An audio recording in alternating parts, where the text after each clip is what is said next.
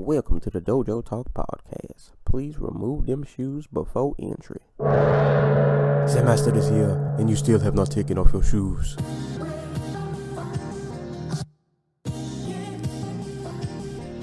Yeah.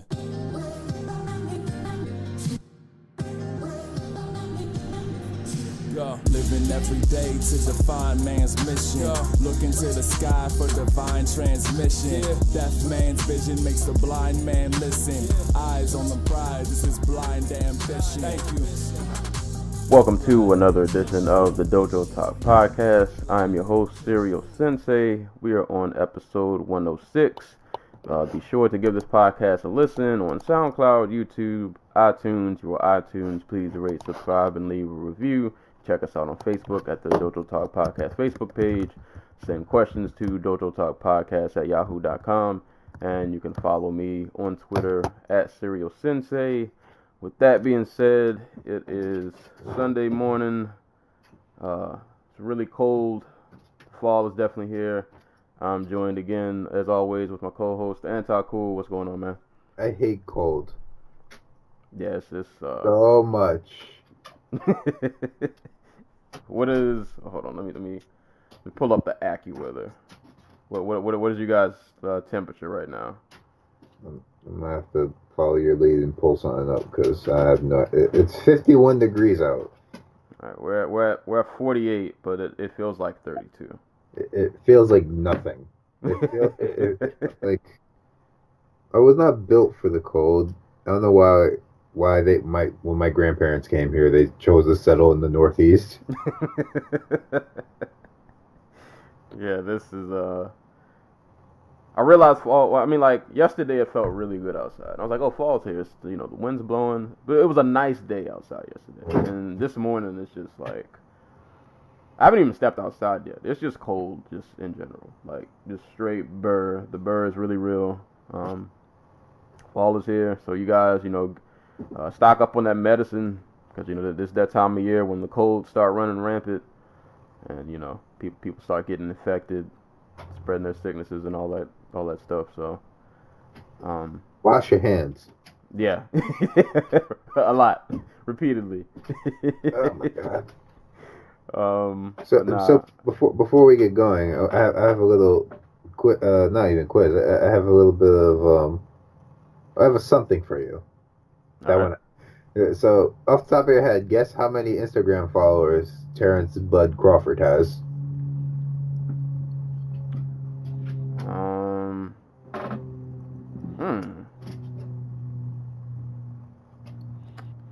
It's so hard for me to gauge like his star power. I'm gonna say he's not. Is he in the millions? No. Okay, I would guess not.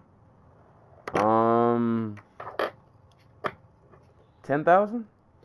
He has about 280,000. Now, guess how many Adrian Broner has? I would guess a lot more. Right. About I'm gonna go 350. No, he is at about 800. Oh. Yeah. 800. Oh, he's about 900,000. Now, guess how many Golden Boy lightweight prospect Ryan Garcia has? 15,000. No. Ryan Garcia has approximately 1.3 million followers. Whoa. All right, so I'm way off on all these. Yeah. So, well, I'm gonna send you a picture of Ryan Garcia. You'll see why.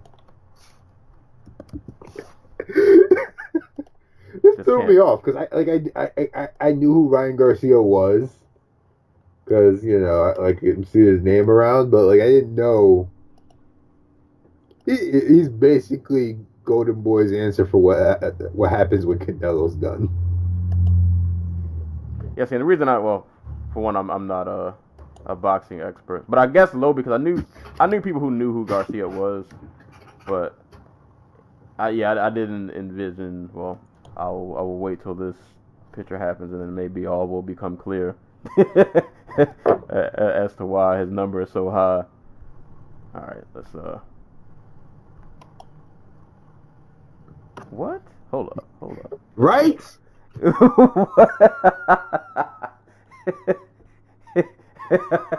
He looks like he's like 15.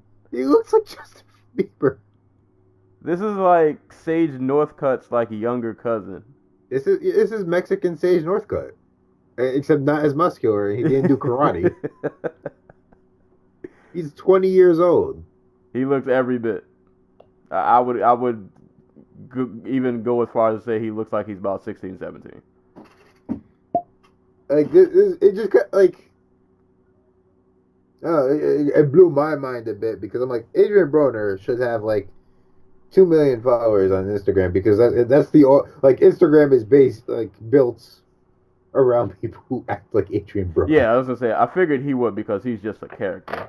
Exactly, like freaking what's his name? G Herbo from like Chicago, the rapper. He has like 1 million followers on Instagram. So I'm like, okay, Adrian Broner should be like around 2 million. Like no, he's just short of 1 million. And then because people were talking about Shakur Stevenson yesterday, like they were talking about like overrated prospects, and I saw Ryan Garcia's name come up a lot. I'm like, who the hell is Ryan Garcia? And turns out he's this dude Golden Boy's trying to prop up as the next Oscar De La Hoya. Well, hey man, do you think it? Pretty Boy Promotions. Yeah, I hope it all works out. I mean, he's out here trying to fight Gervonta Davis. Don't do that. Actually, you know what? One of my coworkers showed me. No, I have seen him before. One of my coworkers showed me a fight of his, or at least like some highlights, because he had been keeping up with him. He is pretty good. He's not ready for Gervonta though. I don't think he wants that. I mean, who is? Yeah, you don't want that smoke. But hey man, do your thing. I hope you grow a mustache at some point. He looks like he looks like he can't. Like he'll never be able to drink. Like he'll get carded. Like he'll get carded. And they'll be like, "This is fake." Yeah, he's getting carded for the rest of his natural life. Like you're never not gonna get questioned. You know, just trying to get a bottle of Crown or something. But I guess we will go into top cities. So actually, you know what? First, before we even get into top cities, shout outs to just all the listeners in general. Shout outs to the Tumblr folk who always post and reblog, Twitter people who post and reblog, everybody, man. Ever since that Connor episode, the numbers have been that Connor episode hit like 100 views in like a day. So that was pretty awesome. And yeah, just appreciate you guys for listening. Hopefully we gain some new listenership from that. But top cities for the week: number 1, Los Angeles, California; number 2, Atlanta, Georgia; number 3, Chicago, Illinois; number 4, San Jose, California; and coming in number 5, we had Dallas, Texas; and right outside of number 5 was Seattle, Washington; and New York, New York. So thank you guys for listening. Definitely appreciate it. And quick announcements before we get into the fights. Self promo. I'm an official author now. It's a real thing. I've been working on this book for like years and years and years of my life. It's finally done. It is up for pre-order. It is entitled The Oddball Chronicles. It is released on November the 12th, but pre-orders are available now for the very low price of 99 cents.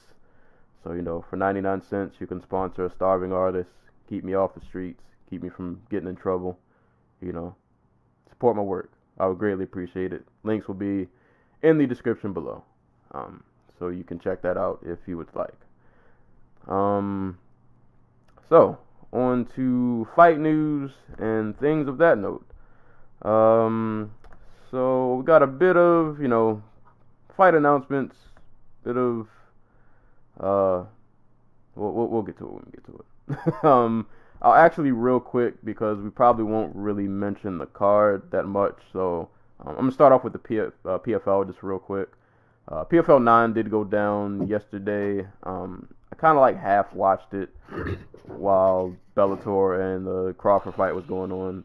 It seemed like a pretty decent card from the bits I saw. There were a couple of crazy finishes that did happen that are definitely worth noting. But after last night, so the PFL finals, minus the welterweight and middleweight tournament, which have yet to finish.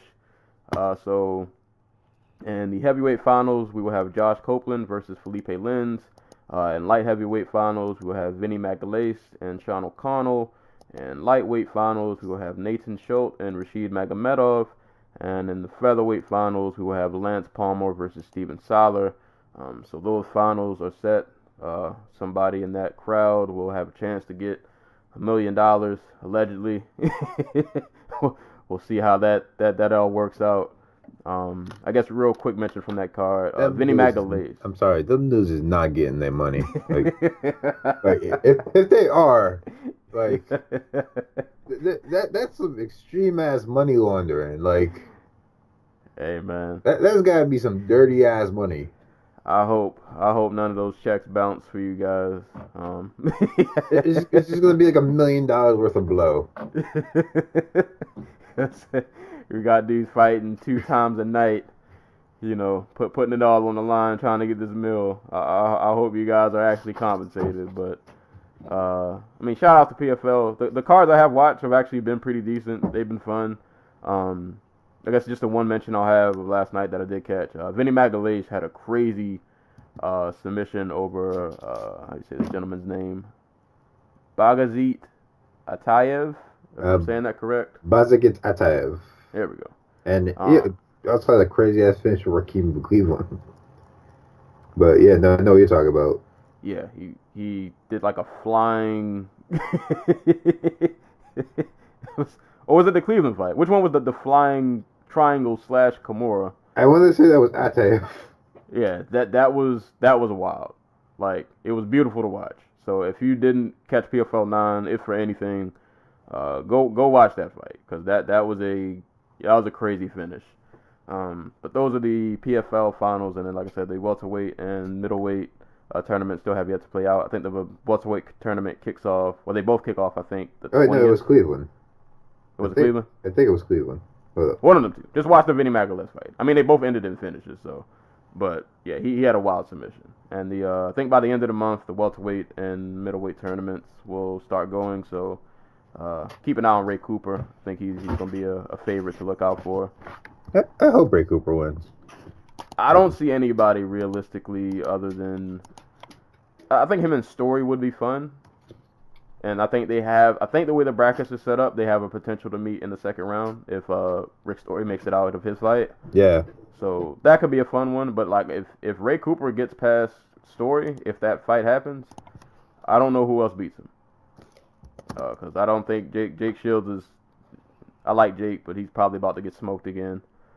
I'd have to go back and look at the bracket, but I think Ray Cooper has to be a favorite to win that tournament. But on a scale of 1 to 10, how disappointed do you think Papa Nurmagomedov is in Abubakar? Because he was supposed to be in the tournament, but he got submitted by Pavlo Cruz. I mean, life happens sometimes. Like, Khabib hasn't lost in 27 fights, but Abubakar is over here losing in, like, getting stopped in 2 of them. Hey man, we all can't be the golden child, unfortunately. I read Kareem Zidane did a piece on Khabib's dad, whose name escapes me. It's Abubakar Namab something. But like he even outright stated, like, I was just disappointed in my son for losing. I'm like, damn. Hey man, better luck next year if PFL stays afloat after all this money gets tossed around. I'm just convinced PFL will never die. Like, they are millions, like tens of millions, possibly even like $100 million in debt. Like, they were losing 7 figures a card at one point. Hey man, somebody somewhere has a master plan, and it's to cipher as much money out of billionaires as possible. Yeah. Before they check their bank accounts. Whatever works.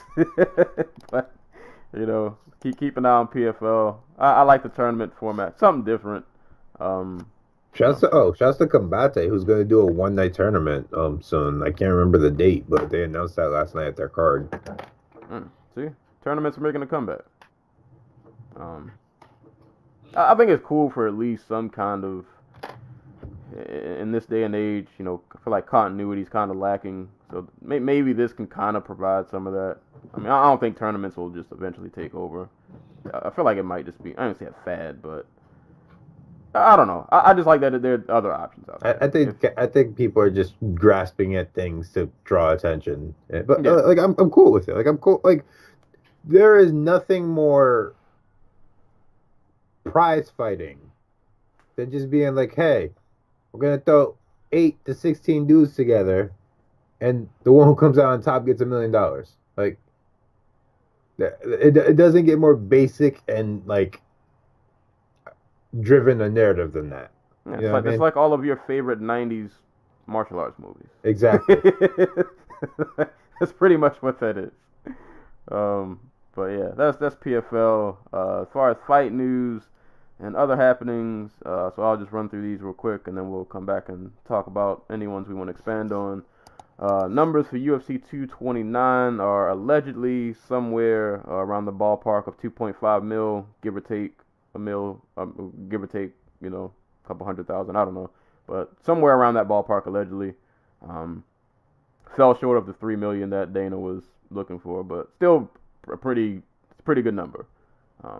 The most the UFC's ever done by far. Yeah, so like by like $1 million. So that definitely worked out. Fight announcements for UFC 232.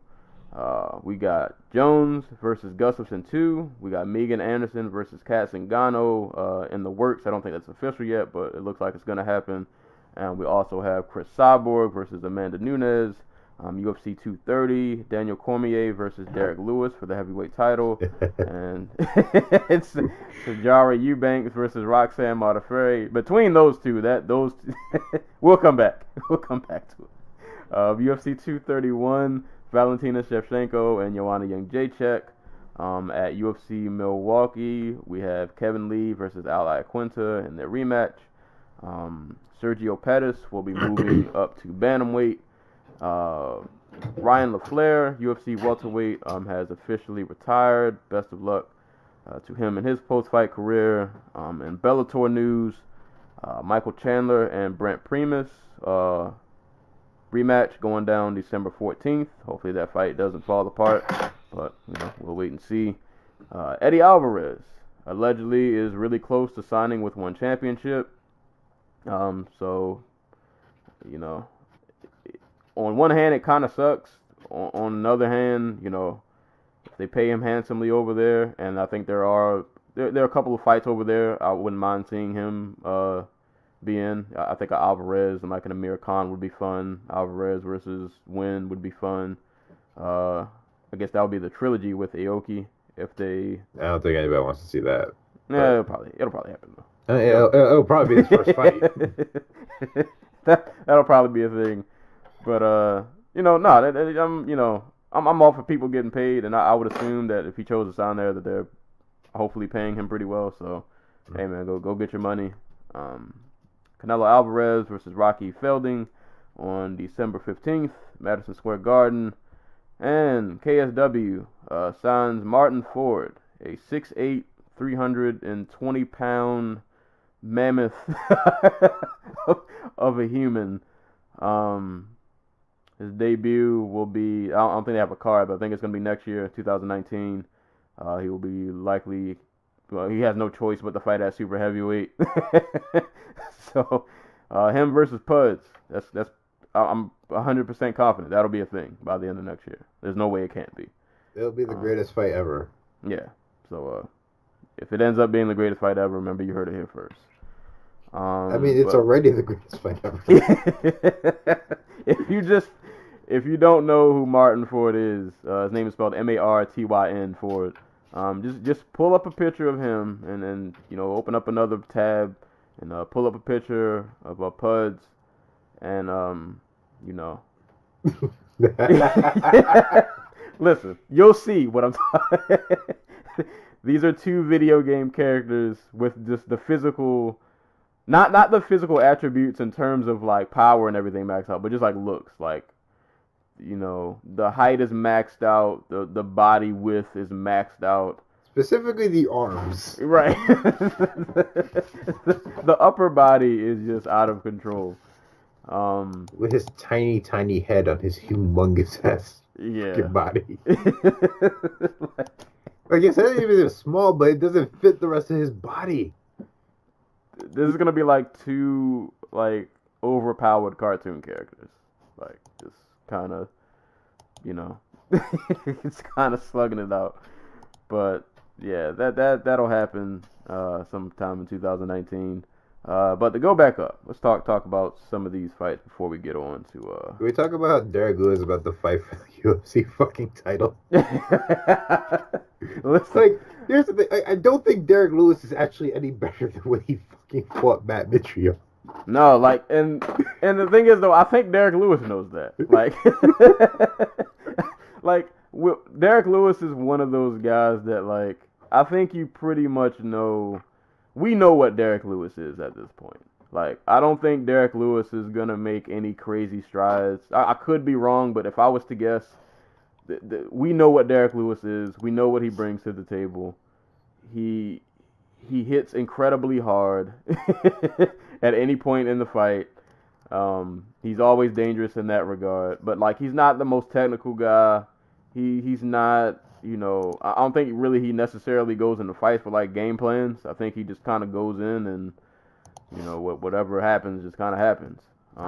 The game plan is like the whole brilliance, I guess, of Derek Lewis's game is his coaches have basically trained him to be like, you have to stay in the spaces where you have the best chance of like landing that punch. Like that's like if there's any game plan or craft or thought put into his game, it's basically stay somewhere where you can land that counter overhand right and just end somebody's life. Right. And I mean, he's been doing it. Yeah, it's been working. So like, I'm not even mad. Like it's been working ridiculously well. He's like, what? He's 1, 2, 3, 4, 5, 6, 7, 8, like 9 and 10 and 11, like 11 and 3 in the UFC or something like that. Hey man, dude, he gets it done. And this isn't to like harp on him. Like, it's not that he's not talented. It's just that I think he's just one of those guys. Like, you know what he is. I think we kind of know what his ceiling is.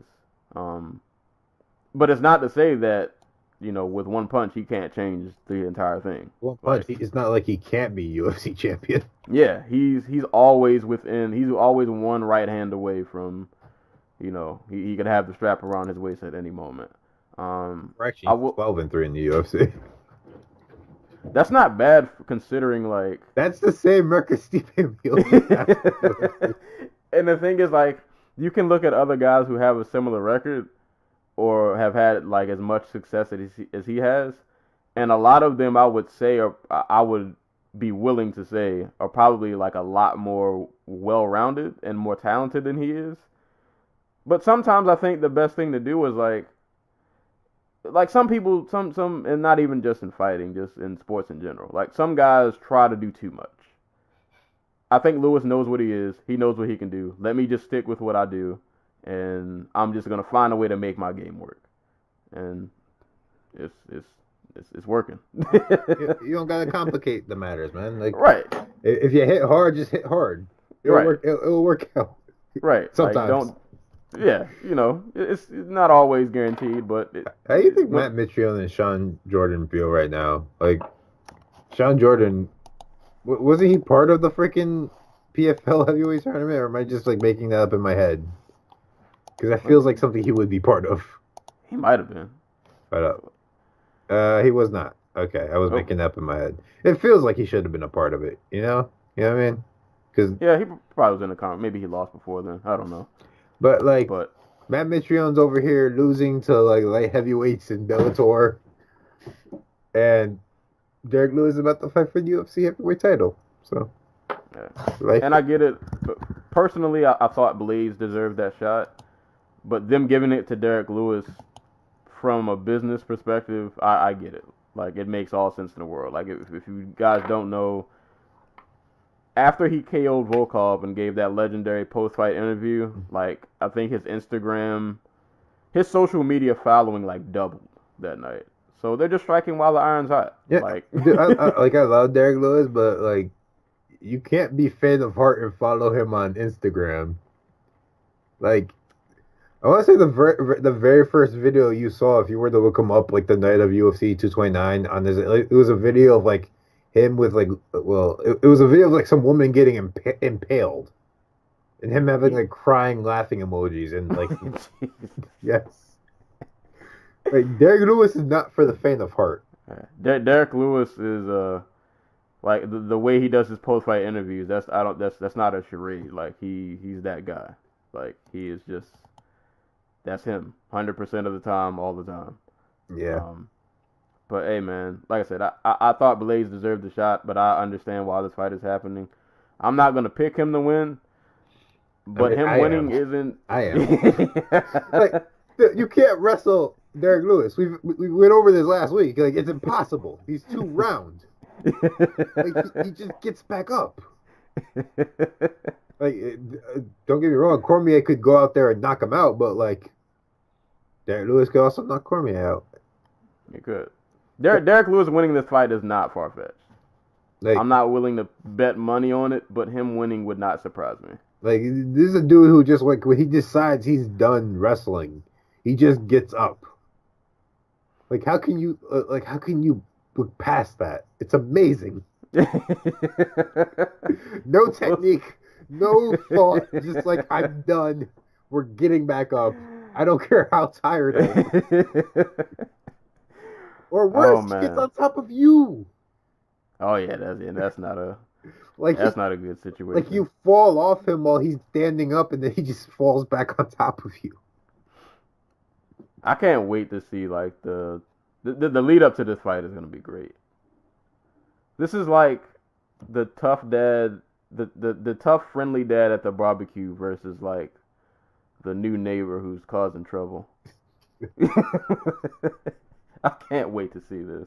If Derek Lewis wins, I'm buying his Reebok kit. I don't care. About to rock that shit to work. Oh, he's gonna be a superstar if he wins this. He should retire if he wins this, because the man can train for like an hour a day. Oh man, he has like 2 herniated discs. I want to know what would the UFC do with him? Like nothing, because they don't know how to market Derek Lewis. Like, in theory, Derek Lewis should sell like 1 million pay-per-view buys just off his energy alone. I just want to see them try to. They probably wouldn't know. I don't think they have any idea what to do with him. Just put him on all the hip hop podcasts. He'll be on Sway in the morning. Freaking Big Boy, Hot 97. You can go on 105.1. Oh man, we'll see. That's gonna be an interesting interesting fight. Sajara Eubanks and Roxanne Modafferi. Not so much the matchup, just the story surrounding.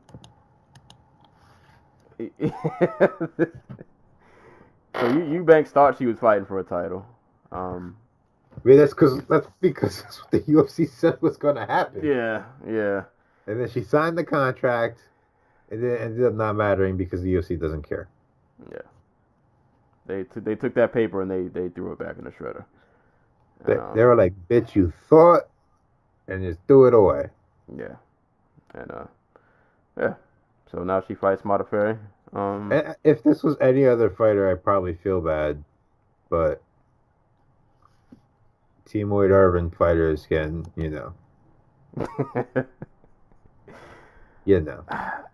I want to talk about Jones Gus too, but I don't at the same time. I want to get really hyped for this fight because I've been wanting this rematch for a long time, but I can't do it to myself. I mean, I don't know about you, but I am looking forward to John Jones versus I don't know, like Dominic Reyes, Glover Teixeira, uh, the winner, Thiago Santos, after he knocked out Jimmy Manuel 3 weeks earlier. Like, I don't trust. I don't trust Gus to make the date. I don't trust John Jones to make the date. Like, let's Yeah, be I don't. real. Yeah, between one of these two, somebody's not. I feel it. Somebody's not gonna make this walk. I want to be wrong, but Like, I just. like an hour after we're done recording, he's gonna come out that like Alexander Gustafsson like lost one of his arms. It has to be out for like Right. 6 months. Like, I can't get hype about this fight maybe until like the week before, and then I can start giving like breakdowns. But until then, I'm not even gonna comment on this fight. I'm happy that it's a thing, and I hope that it happens, but I can't get too hype yet. John's back. I mean, that's something. That's something. That's But something. he's been back before. Yeah, and then he left. And he'll be back in the future. Yeah. Megan Anderson and Kat Zingano. I'm happy Kat gets the fight at 145 because she was really calling for it after her fight with Pena, I think it was, because like she goes long stints without fighting, and apparently that's not all on her. Like she keeps asking the UFC for fights and they won't give it to her. That's at least that's what she says. I don't know if that's true. But like for her cut for the Pena fight, she was like, "Yeah, no, I had to lose like 40 pounds to make weight," and I was like, "What?" Mm. Yeah, I guess because she just wasn't training. Like she owns a gym, but like she's helping other fighters get ready. She's teaching classes. She's working with Randy Miller, who's out here trying to make the U.S. Olympic team and try to make an MMA comeback eventually. Like she's busy. Like, and fight camps are time consuming. So but I'm happy she gets to fight at 145 because that's probably where she should be at this stage in her career. That seems like a fun matchup. I was still kind of leery having Megan again with another like vet, but at this point there are kind of just a lack of bodies. So I mean, Megan chose to be 6 foot tall, so she has to deal with the consequences of fighting in a division where there's literally nobody to fight. Yeah, so you just This is one of those divisions you just you have to take what you can get. I mean, it was either this or just wait until like the tough finale came around and like one of those girls needs to fight. Yeah. Any thoughts on Cyborg Nunes? I realize I'm not as hype about this fight as I feel like I should be. I'm hype about it. It's like it's the one fight you want for Nunes, right? That's the fight I want to see for her, right?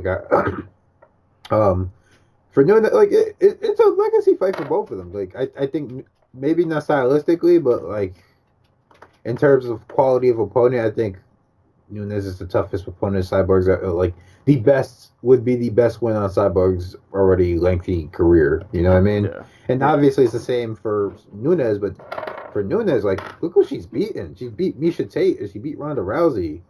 Like, that's like that's the two of the the top holy five, trinity. yeah, like that's two of the top 5 best female fighters ever. Like, and then like if she beats Cyborg and let's say she gets the Holly Holm fight, like, is there any doubt she's really like the best? Yeah, that's GOAT status. Also, Valentina Shevchenko twice. Like, come on. Yeah, that would be GOAT status for her. So yeah. I guess when you frame it that way, yeah, this is actually like a really like narrative wise, it's an interesting fight. Like, and it should be fun. Like, don't get us wrong, it's gonna be fun, but like the I don't know. I don't know how to explain like what the in cage stuff. Like, I can see this being messy.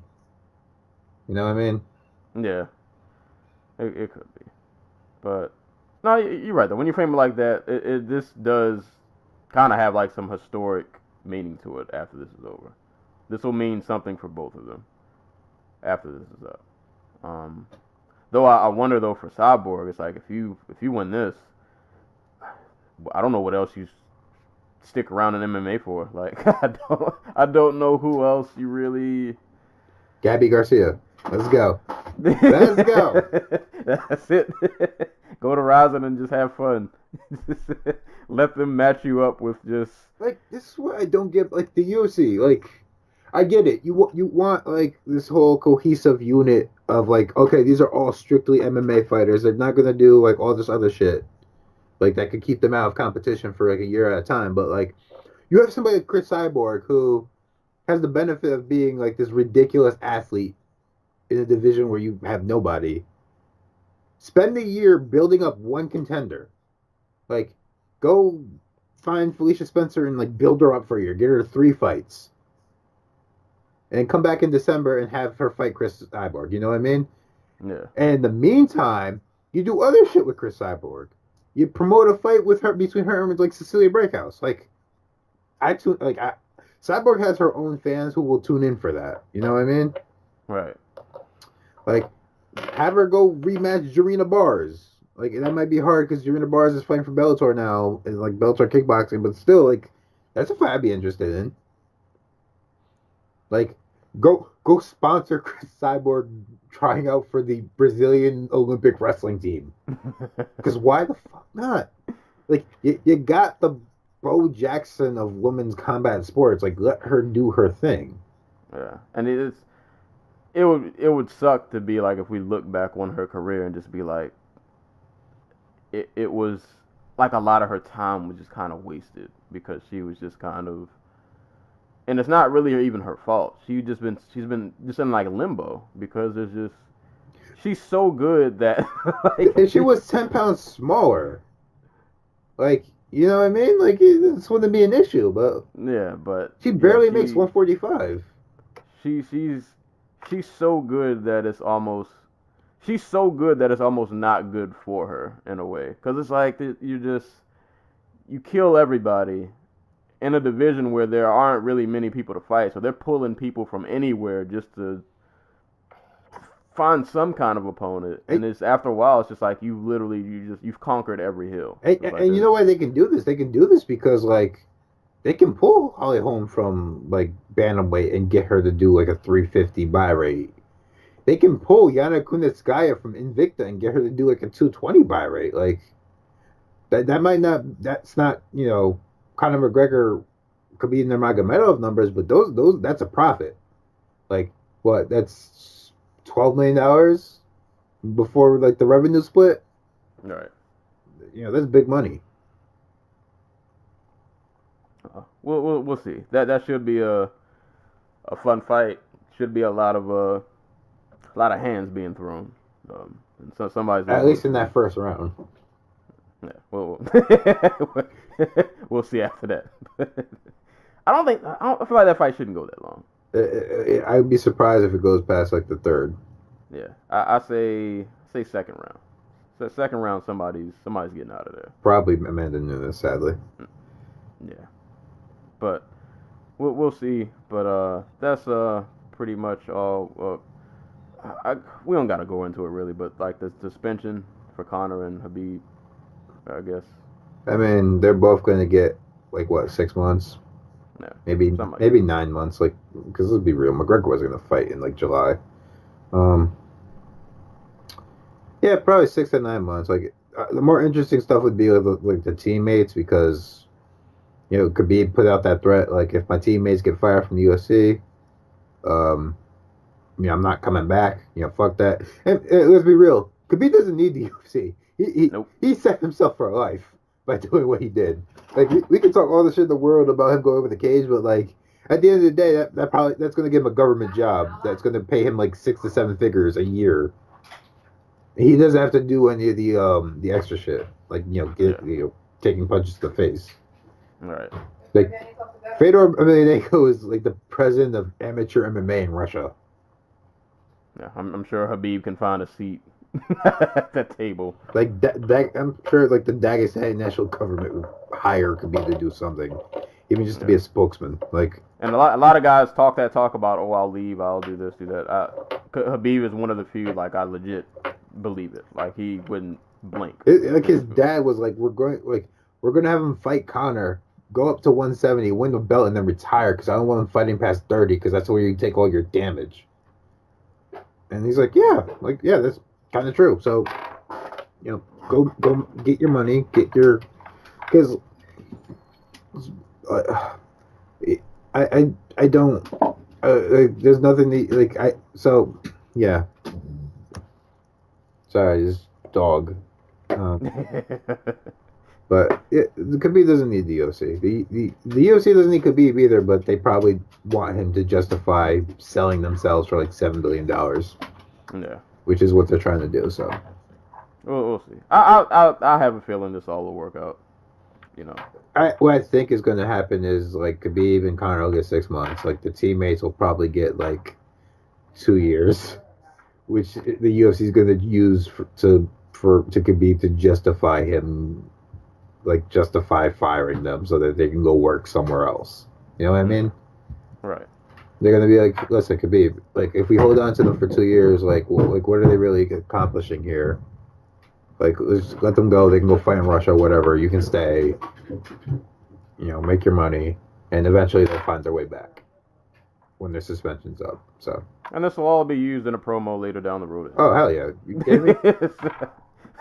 So I don't see what everybody's complaining about. This will all be in a promo. You can tell that they're going to use this in a promo because they haven't released the footage of like him go over the fence because they have clean footage, way cleaner than stuff we've seen. Yeah. But they're holding on to it. Yeah. Coming to a trailer near you in 2019. We'll all see that footage at some point. But when sales talks for the UFC come up next year, you better believe we're going to be seeing footage. That's the first video in the presentation. Mm-hmm. Yeah, that's fight news and such for the week.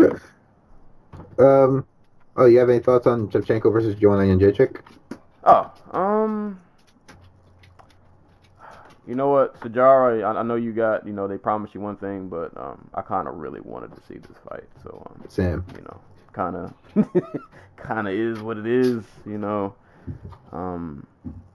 I'm glad this did happen. I'm like we all knew that this fight eventually had to happen at some point. So let's just do it sooner rather than later. I forgot I made a prediction on this fight before. I don't even remember who I picked, but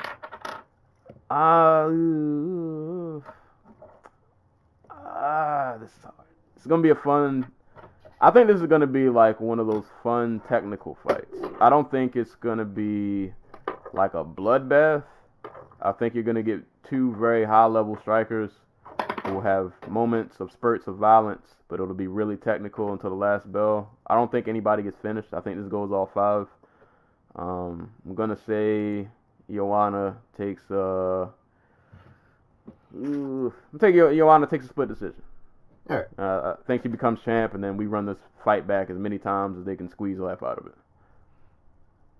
Yeah, until this division fills itself out, which it will, because it's there's talent. It's just it's going to take a while for the fun talent to squeeze themselves up from like beneath the division.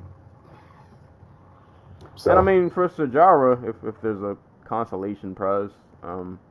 The division is still like very thin, so it's not like lightweight where you got to go on like this crazy win streak to find yourself in a title shot. You could realistically reel off about 2-3 in a row, and they'll probably throw you in there. Yeah, like don't have another fight like she did against Lauren Murphy. Like have actual, go out there and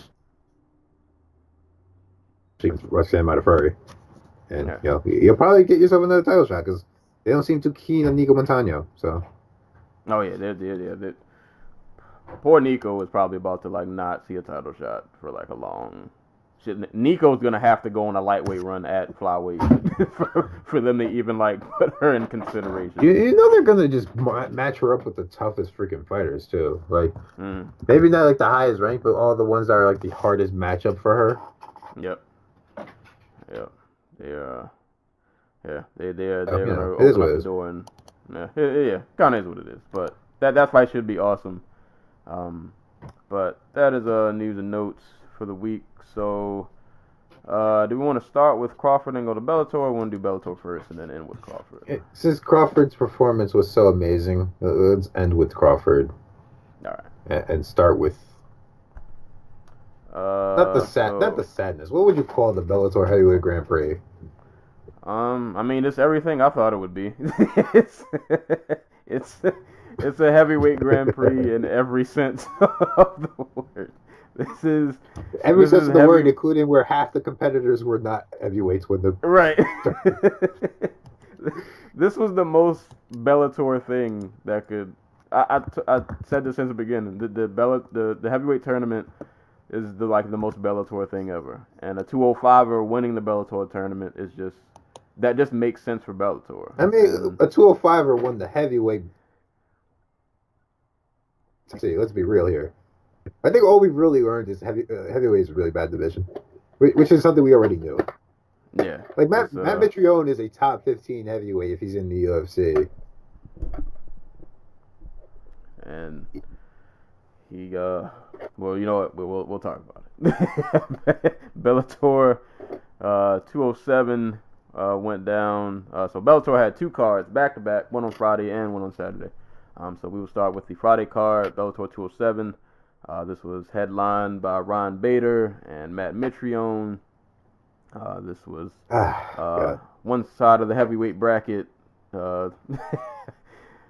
There's not a lot to talk about this fight other than Matt Mitrione did nothing, and Bader did whatever he wanted, whenever he wanted. He took him down, he controlled him, he beat him up. I think at one point he almost Kimura'd him. Some submission he had went for, but this just proceeded to go on for the entirety of the fight. He just kind of. I picked Bader to win, and I wasn't surprised that he won, but I didn't. I thought Mitrione would do something. I can't remember one thing of substance that Mitrione did this entire fight. Bader just completely obliterated him. It didn't take virtually. I don't think he took any damage. He basically walked away from this fight unscathed, and it went it went the whole distance, and he barely got touched. I mean, yeah, I'm struggling here. Trying to remember anything Matt. I want to say Matt Mitrione, he didn't land a punch, but it was one of those dealios where Bader, him and Bader exchanged, and Bader got backed into the fence, but 2 seconds later Bader took him down, so it didn't matter. Friggin' Bader just beat. The controversy here was somebody gave Matt Mitrione a 10-9 round. Yeah, I'm sitting here struggling to think which round did Matt Mitrione look like he didn't get absolutely mollywopped in. So the scorecards were 2 30-25s and a 30-24, which I don't think I've ever seen a guy who should be a top 15 fighter ever get. Maybe Barbosa could be, but even then, Barbosa was throwing kicks and trying. Right, he was trying. Mitrione it looked like he accepted defeat the second he got taken down. Yeah, it was okay, this is my life now. Yeah. So I said I went on my little heavyweight is bad tangent before, but the Tumblr homie Shakima Dash Otabe, he really went out there with it and called Ryan Bader a top 5 heavyweight. And I had to sit there and think about it for a second. He's not too far off. So I went through the top 10 of the heavyweight division, and I was just okay, he probably doesn't beat Cormier. Probably doesn't beat Miocic. I'd probably pick him over Derek Lewis. Probably doesn't beat Curtis Blades. I'm not sure on Francis Ngannou because he seems to struggle with big dudes who can throw leather and who can stay on their feet. And for all of Ngannou's flaws, I don't think his wrestling is his biggest flaw. At least not the first shot. Then we got to Alexander Volkov. That was we're 2.5 years away from Alexander Volkov getting out wrestled by Czech Congo and Tony Johnson. Then it was, no, continue. Go ahead. No, I was gonna say if Bader's not top 5, he's top 10. He's around there. Because like number 6 is Alistair Overeem. I'm like, could Bader beat Alistair Overeem? And I wasn't sure about that, but I am pretty sure Bader could beat Junior Dos Santos. Oh, that hurts. Is it wrong though? Like Marcin Tybura is the number 9 heavyweight on the planet according to the UFC rankings, and I pick Bader in a heartbeat over him. Yeah, Bader beats him. And then you got Mark Hunt and like Alexander Usyk, Olenicek. So like Olenek. Why the hell did they say Olenicek? And I think he absolutely, beats the pants off of Mark Hunt, and Olenek, for all his Ezekiel choking glory, probably doesn't do that to Ryan Bader, who's not a big, lumbering, slow, right? Yeah, slow guy. Like he's an athlete.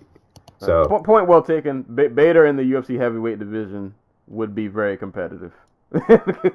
Could probably go on a little string of wins and not be too far off from a title shot, like if he really wanted to.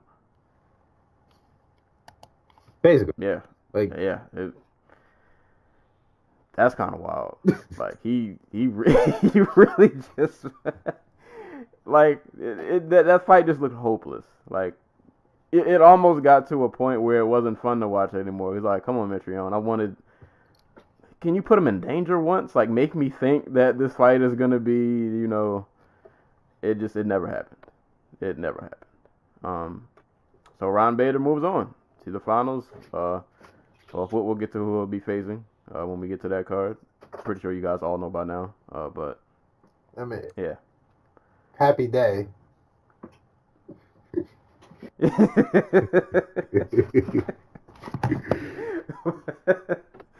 Oh boy, I love Bellator for these.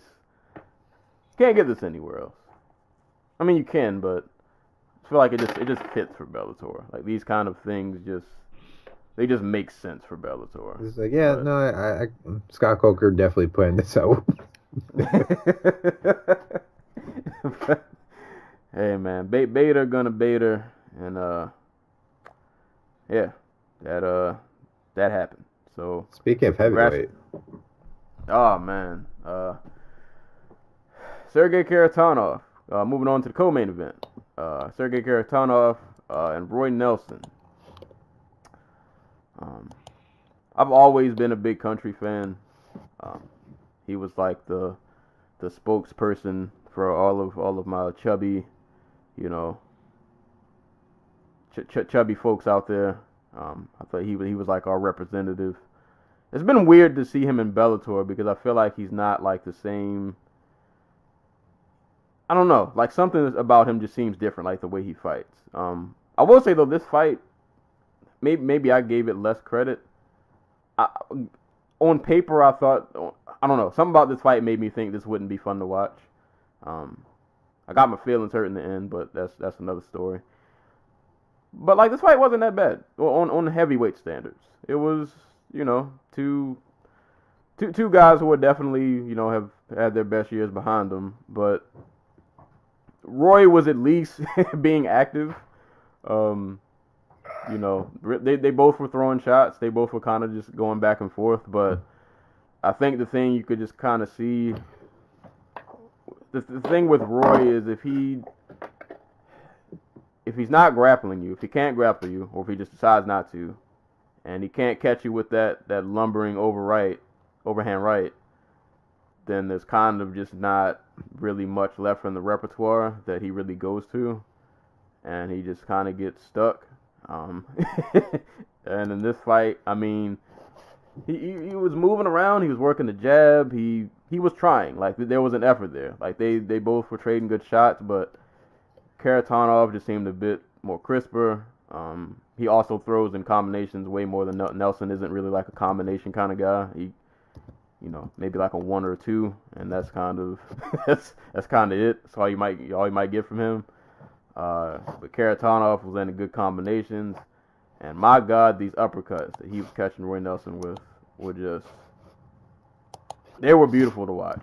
That finishing sequence of just like uppercuts, knees, shots, another uppercut. Did Nelson face plant? He went down to 2 knees. He was just like, like that's. Yeah, he ate. I mean, he ate a lot of shots, but that uppercut that he got caught him like flush, and he just like after that uppercut landed, you just kind of knew like, oh, he's about to be out of here. Yeah. And yeah, he ate uppercut, he ate some knees, and he got Big Country out of there, man. Props to Roy. He tried to hang in there, man. Dude is crazy tough. He pushes that chin to the limit, but it got broken this fight. You can't eat that many flush uppercuts and expect to make it out alive.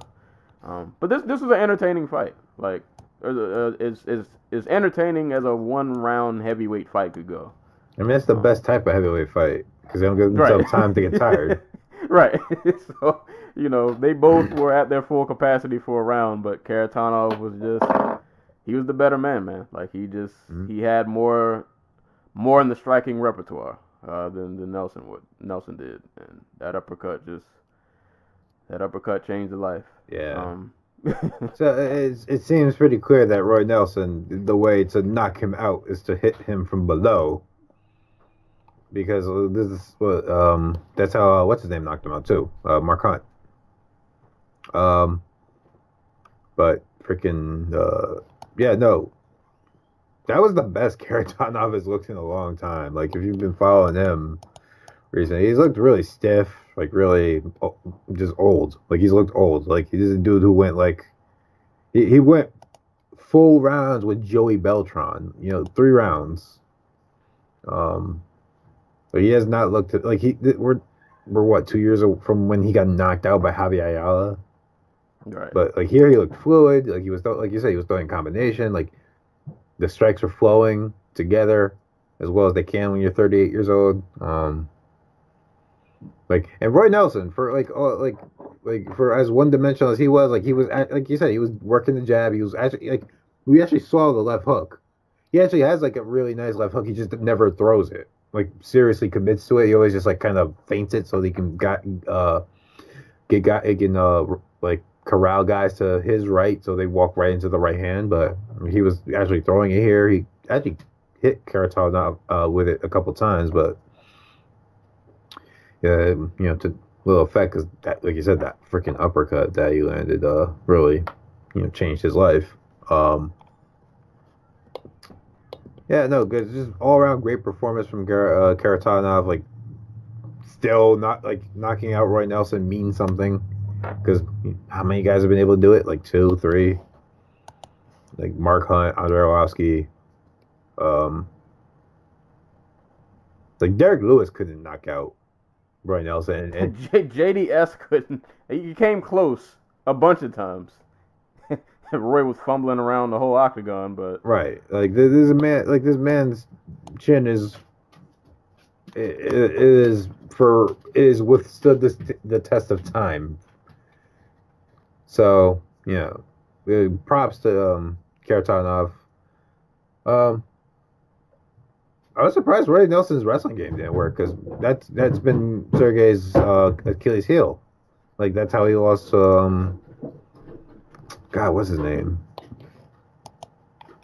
Like point being, we see Karatanov like out wrestled in recent years. Like that's how he lost to freaking Josh Barnett. I almost feel like the saddest part of seeing Nelson in Bellator is I feel like it took him to be in Bellator to realize that just clubbing this overhand right wasn't going to work anymore. So now it feels like he's kind of just now working other facets of his game that we're starting to see it just a little more often. Like he grappled a lot with Mitrione. Like you said, in this fight, he was throwing a left hook. And it's almost like if he could have done this in the UFC, maybe he could have stayed around a bit longer. He tried. He tried to wrestle Derek Lewis, and he did a good job. It's just that when they stood up, Derek Lewis would just make his head like jump back like 5 feet every time he hit him. He tried to out wrestle Josh Barnett, and he did for the most part, but Josh Barnett would just get up and like beat him up in the clinch. So, like, I think Nelson is just like Nelson is a middleweight, if we're being honest. Like, Yeah. I'm not unconvinced he could make welterweight. But yeah, 'cause that gut is massive. yeah, But it's only getting the man bigger. but the man likes his food, so hey, it is what it is. But yeah, props to Sergey though. He looked really really good. That finishing sequence was brutal to watch. So shout out to him. Next fight. I actually just got a chance to watch this fight this morning because I did not catch this one in real time. Lorenz Larkin and Ion Pascu. I believe the original fight was supposed to have been Larkin and Silva. Yes, and Silva got hurt like a week after he signed the contract. Yeah. So hopefully we'll still see that fight down the road. But in the meantime, Pascu stepped up on short notice to take this fight. Like I said, I only saw this once. From what this fight kind of seemed like to me, Larkin's one of those guys that if you can't, he's inconsistent at times, but he's still like really really talented, and dude is a really good like technical striker. So if like you can't grapple him and frustrating him, or unless you just have like KO power and you can just kind of match his striking or make him respect your power, it might be a long night for you. Not to say that like Pascal got crushed, but I don't think he really got a takedown until like the third round, because I think Larkin stuffed a lot of the early ones. Yeah. And it just seemed like Larkin was just way more crisper and just better on the feet. So he was able to steal the early rounds, and then by the time Pascu finally got a takedown in the last round, it was kind of just too little too late. Yeah. Like the key with Larkin is you can't concede space because he wants to be able to throw his spinning kicks. He wants to be able to just work his kicking game in general. But even with his strikes, like he's a guy who expects you to be afraid of him.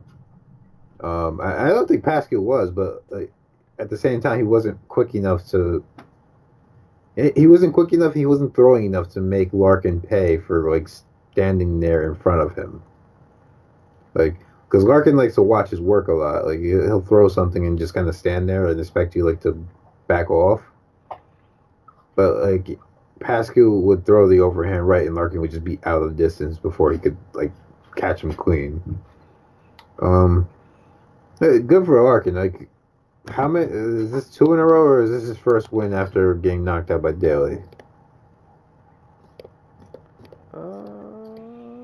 Might be. No, this is second. He beat Fernando Gonzalez. Oh yeah, I forgot about that. So and I think these types of fights are important for Larkin because like he seems like the type of dude who needs like his confidence restored after a couple of really hard losses. So, yeah. So yeah, no, like it wasn't a spectacular fight or anything, but it was solid. Like if you're a Larkin fan, this is a good sign that.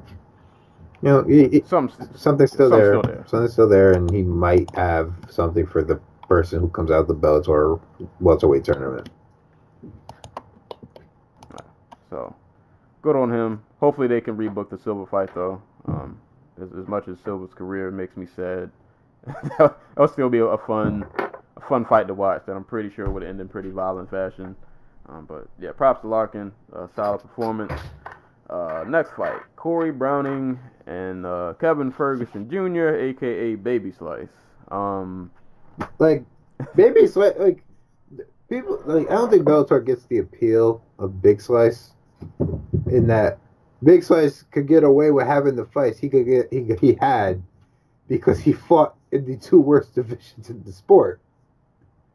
Like, you can go and find a Dada 5000 or a James Thompson or whoever the hell else they had him fight, like, and you could expect like him to get tired after 2 minutes of fighting and still have a fight. You can't do that at lightweight. And like, while I think Baby Slice is a better athlete than his dad, that doesn't mean anything because he's at lightweight, where guys know how to fight. You're right. So yeah, this is not the division. This is not the division where you really want to be A freak fighter. Yeah, this ain't it. And I'm sorry to say it, like for Baby Slice, like you're gonna be like, as long as your name is Kevin Ferguson Jr., you're gonna be in that like freak fight area. So unless and I feel bad for him. I think he has talent, but it's just one of those things where it's like he has talent, but yeah, he's kind of like he's kind of like that. I don't mean this in like a disrespectful way. He's kind of like one of those run of the mill like prelim guys. Like I think that seems like what his ceiling would be. Like he's a guy who might stick around on your prelims. You know, he'll give you some decent performances here and there. He might just hang around for a while, but he's not fighting for a title or anything crazy like that. No, yeah, he's a regional guy. Like if we're being honest, like he's a regional guy. He's a guy who would go like 7-7. Like he'd be like the dude that he'd be some other guy's step up fight for like, oh, I have 3 first round KO wins and like they're saying I can go to the UFC, but I need some rounds, or I need a guy who has like a lot of fights on his record. So let's go get Kevin Ferguson Jr. You know what I mean? Like, so. And the thing is, like, this this fight was like his until it wasn't. Like, yeah. Well, maybe not all the way, but. Browder beat him up. Kevin Ferguson had the fight. Like he got something. I think it was like a submission hold. Yeah, like the fight was really bizarre. So like the first round was it was a lot of grappling. Them having grappling exchanges back and forth, and it just seemed like after these exchanges, even though Ferguson got the better of some of them, but he was just gassed. And in the second round, it just seemed like he'd emptied everything that was in the tank. It was really weird because before he got finished, I want to say he had Browning's back. Yeah. And then I can't remember that last sequence in full, but like he had Browning's back. I don't know if he fell off, but I just remember him falling backwards. And like before Browning even turned around to do the ground and pound, he was already like covering up. Like he kind of knew, like, I don't have anything left. Like I can't do this anymore.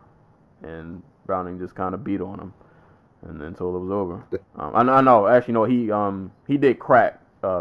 Corey cracked Baby Slice with a right hand too, before that sequence. Ferguson tried to rush in, and Corey cracked him with a right that dropped him, and then I think he got TKO not too long after. But yeah, that was it. I don't really know what else to say. I feel. I don't know. Like, Baby Size, your dad fought so you didn't have to. You know what I mean? Yeah, he's trying to carry on the mantle. And I respect that, I really do. But like, you know, the fight business ain't for everybody. Yeah. I want to say he can get better, but that cardio is definitely going to have to be worked on. It's not like he's not a talent like this, and I'm like I'm saying, I'm not saying he's going to be a world beater. You know, I'll say I've seen worse. Oh yeah. I mean, they're probably worse on the prelims before the show. Yeah, like I've seen much worse. So I'm not going to say he should like just hang it up, but he definitely has areas in his game that he definitely needs to improve on, and cardio is, especially at lightweight, you definitely gotta, because that's the one division where dudes can just go, and you do not want to be in the lightweight division where your cardio. Is he lightweight or welterweight? Lightweight. He's lightweight. Yeah. You don't want that to. That's not the division for you to have that problem, because that is going to come back and bite you every single time. But props to Corey Browning, though. I don't remember the stat, but he was a pretty huge underdog, betting-wise. Why? I want to... I don't know. From what I remember, he was a pretty huge underdog. So he pulled off an upset. I'm not sure of his entire background. I'm just gonna say name-wise and recognition-wise, it's probably the biggest win he's had, just in terms of like the hype. I guess because you're fighting Baby Slice, so good on him.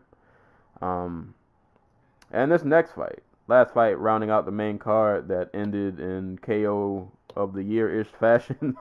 Mandel Nalo and Carrington Banks. Say goodbye to Carrington Banks. Yeah. He probably lost his job after that. Man. All I remember the first round. They were going back and forth. I think Mandel tried to sneak in like a Darce. He went like really hard for it for a while. Ended up not getting it. I think Carrington ended up on top. It was a decent fight, and then second round out of nowhere, Nalo puts that knee in the air, and poor Banks, man, his head just like snapped all the way back from that knee, and he just instantly fell over. He was out on contact. Yeah. Like, this is definitely a KO of the year kind of KO. It came out of nowhere. Just perfect knee, right on the target, and that's a bad way to go out. Yeah. I mean, just the Bellator for I don't know if they just had Nato for like the day or what, but like, yeah, shouts for picking him up. Like Team TriStar, George St. Pierre training partner. Seems to be like a well-rounded dude. Like he had Banks in trouble with that anaconda choke in the first round. And yeah, like you said, probably one of the best finishes of the year. Banks just like jabbing at Nato from so far out while not even bothering to look at him. Like bizarre. Like that's 2 finished losses on main cards in a row for Banks, so I don't think Bellator's gonna be hanging on to him. But it sucks because I actually think Banks has like potential, but is the fight business. Yeah, these things just kind of happen. But that was the main card. Before we get into the undercard, because it was just like 2 fights I want to mention real quick. I'll continue to give Bellator props. Like, I feel like, I've said this before, like, they're getting better with, like, just overall talent. Like, for the last couple of cards I've watched on the prelims, it doesn't just look like a bunch of Joe Schmoes just kind of running and fumbling around like once upon a time. I mean, that was part of the charm. Yeah. It was like your local mechanic beat up your barber. Right. They've upgraded. They've upgraded. Like, it seems like there's actually I don't know who their I guess Coker would have something to do with it. Like, I don't know who their like official, like, I don't know, talent scout person or whoever that position is. But like, they're doing a pretty good job, I think, of finding whatever best talent I guess they can get their hands on, which seem to be, just competent fighters. So just, like I said, this is not, or like you said, it's not just the random barbershop versus the mechanic, or your the middle school teacher who decided he just wanted to fight one day. It's actual, quality fighters. So the undercards, from the ground up, these cards overall have gotten better. On the prelims, though, fights worth of mention to check out. Mike Kimball versus Alex Potts. Mike Kimball, after 6 seconds and a left-right combination, I think he tied the record for Bellator's fastest KO. I think this is 2 straight finishes for Kimball, so definitely somebody to keep an eye on. Could be a potential prospect for them. We'll see how that happens. Janae Harding and how you say her name? Sinadad? Sinadad Kavanaugh. Kind of sucks that the fight ended via cut. But it was kind of a bad, she was bleeding. She was gushing. A lot of blood after the elbow Janae landed, but shout outs to her. Getting that win. Didn't catch. I think I saw the fill out. I don't remember a lot of these other fights though. I caught some of them, but I was kind of like half in and out. But I just say that to say like the undercards are getting better. You're actually starting to see like a better growth in talent and all of that in their undercard. So, but definitely the two to look out for. Mike Kimball might be a name for Bellator in the future, and Janae Harding could potentially be somebody also in the future for them. But that was Bellator 207. Overall, pretty solid card. Not amazing, but Friday night, nothing else was really going on. Why not watch people get punched and kicked in the face and watch a light heavyweight destroy a heavyweight? And speaking of, or the reverse, Bellator 208 went down the very next day, Saturday night, headlined by I completely lost the card. Headlined by Fedor and one Chael Sonnen. I think this fight kind of went the way. This fight kind of went the way I thought it would, because when this fight got announced, I was like, I don't see Chael like finishing Fedor. If anything, maybe he'll win a sloppy decision. But with the way Fedor has been fighting lately, I think, for better or worse, he's fighting to finish, and that can sometimes lead to him being finished. But Fedor isn't fighting like he's interested in going in decisions right. anymore. So, fight starts, off rip, Chael Sonnen gets caught. Off rip, Chael Sonnen gets caught with a 1-2 looping ass right hands. Yeah, goes down. Props to Chael though, because I'm pretty sure even in Fedor's old age, the man still hits incredibly hard. Chael got dropped, but he got right back up. He kept pushing the pace, but like he just didn't really have anything for Fedor. Like he can't.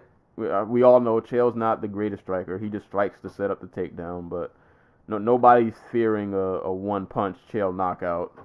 That's not really a thing that happens. So on the feet, he had no answer. When it came to the grappling, Fedor just seemed so much stronger. He was tossing Chael around like a little kid. Wasn't really interested in playing the ground game. And the one time I think Chael actually did get a pretty good takedown on Fedor. Fedor ended up reversing it, got back up. At one point, Chael took Fedor's back, and I think he was trying to like roll over, I guess. He was trying to go for a rolling back take. Yeah, and that did not work. Everybody rolled but Fedor when he went for the Is there a worse decision maker in MMA than Chael Sonnen? See, I thought he was gonna take his back, try to like soften him up, and go for like a rear naked or something. But yeah, he tries this rolling back take, and he literally did like an on the ground like front head flip and just he somersaulted. Yeah, he somersaulted off of Fedor's back, and Fedor got on top of him and proceeded to beat the crap out of him. Yeah, it was really, because that was the one moment, because up to that point, like Fedor was kind of just having his way with him, and that was the one moment I was like, oh man, Sonnen, if he plays this smart, he could like turn this fight around. And that's not Sonnen's game. Yeah, did not happen whatsoever. Yeah, he does the somersault, ends up on the bottom, just gets beat on until the ref decides, all right, you've had enough. And Fedor moves on to the finals. I mean, I'm happy, but at the same time, all we did was put the sadness off for one more fight. Because Ryan Bader is going to... Goddamn. I'm going to go out there. I'm going to step on a limb. I got Fedor by KO. Whack. I think he's going to clip him. He's going to clip Better him. do it quick. I don't know if I 100% believe in this, but I'm putting this out there. I got Fedor beating Bader in the finals by KO. I think he's going to clip him. I hope. He might end up getting taken down in ragdoll. At least I'll say for Fedor though, I have enough respect for Fedor that I don't think he'll give us a Mitrione performance. Well, he'll just get taken down and not even try. I expect him to be stopped. Yeah, he could. But I think he'll at least put up an effort. We'll know that he was trying to win. Oh yeah, probably. I mean, yeah, Mitrione just kind of accepted the beating, but I want to see something real quick. I want to see how old these two men were if you add their age together. So Fedor is 42. About 84. And Son's 42 as well. So like 83, 84. Yeah, it's a lot of mileage that was shared. Compare that to Max Holloway, Brian Ortega. It barely seems fair. Right. So is it still a thing that the winner of this tournament's fighting Minakov? Probably. I don't know. I don't know if they ever actually like finished the deal. I remember when we talked about it. They were still like in the that was the plan. I guess they would just work out like the logistics, the financials, and all that other good stuff. But like, I haven't heard anything about Minakov getting an opponent for like later this year, which is what like I think was part of the deal. Like, Minakov would take one fight and then fight the winner of the tournament. So I haven't heard anything on that front. But I think that's still the plan. And if not, I guess you got Sergey Karatanov just waiting in the wings. Or Czech Congo. But yeah, Chael got sunned. Very bad. No pun intended.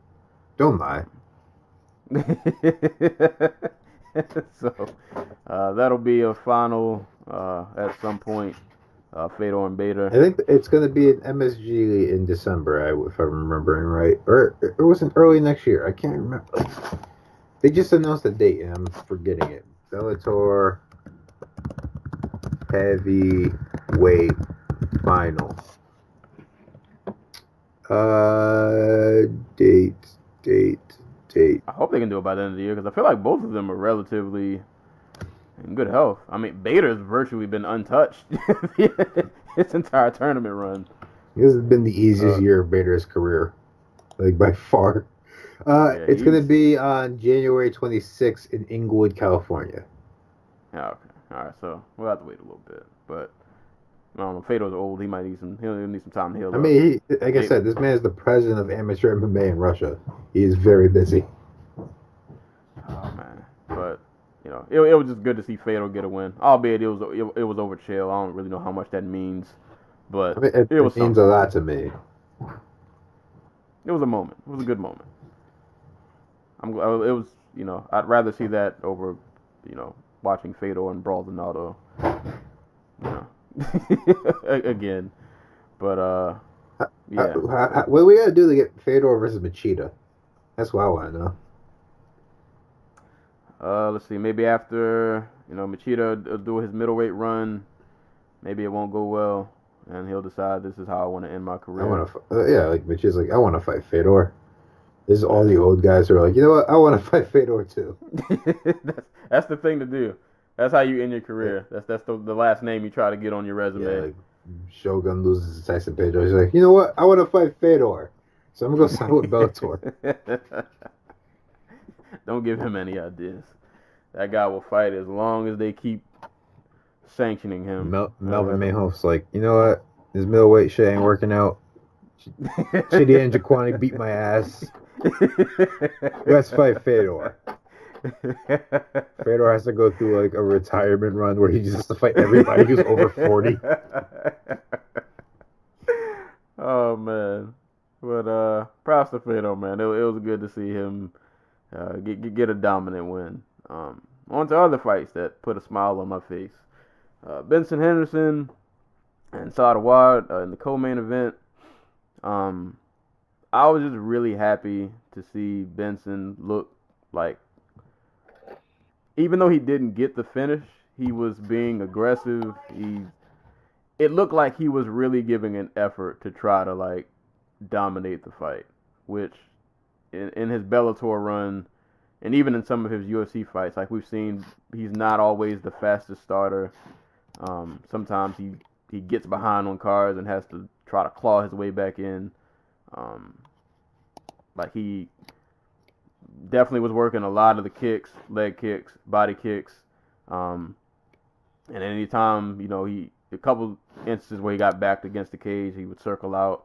But anytime Awad would, look like he was about to mount an offense on the feet, Bendo would just take him down, control him, work a little bit of ground and pound. He went for that head arm triangle like twice. I think at one point he went for a rear naked choke. He did have a few instances of some gloves. I think he grabbed the glove once and then he held on to the cage once, something like that. But either way, it was just good to see him be really aggressive with his grappling. Like, I think there was like one point where he had took Awad down. Awad got back up and Bendo immediately just like grabbed for a leg and got him back down again. Like, he was being really just active with his grappling. It was just good to see like this was just one of those fights that gave me hope. Like, there's a little bit of fire left there still. Like, there's something there. He looked a lot more refreshed than I've seen him in some of his other fights. Like, I think this will be a good, coupled with the Huerta fight. Like, I think this is a good confidence builder. Like, he looked good. He didn't. He won a pretty one-sided fight. He didn't take like a ton of damage, and he put on a really, really solid performance. Yeah. I'm happy he's active again because that was his thing back when he was in the UFC. He wanted to fight like 3 times a year. I know he's like 34 now, and that's a little harder, but it's good for him. Like you said, he builds confidence. Isn't Mir has like all the guys who were in the UFC who came over to Bellator like looked really timid on the feet, like Bendo, Gegard Mousasi, Roy McDonald.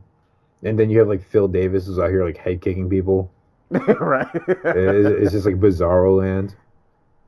But he did look a bit uncomfortable on the feet. Like, he's never looked comfortable on the feet, but you can tell like he's slower than he used to be. Yeah. He's a bit slower than he used to be, and like Sayadawa was getting a lot closer than he probably would have if this was the Bendo of like 3 or 4 years ago. And as a result, we saw him rely a lot more. We saw a lot more frenetic wrestling.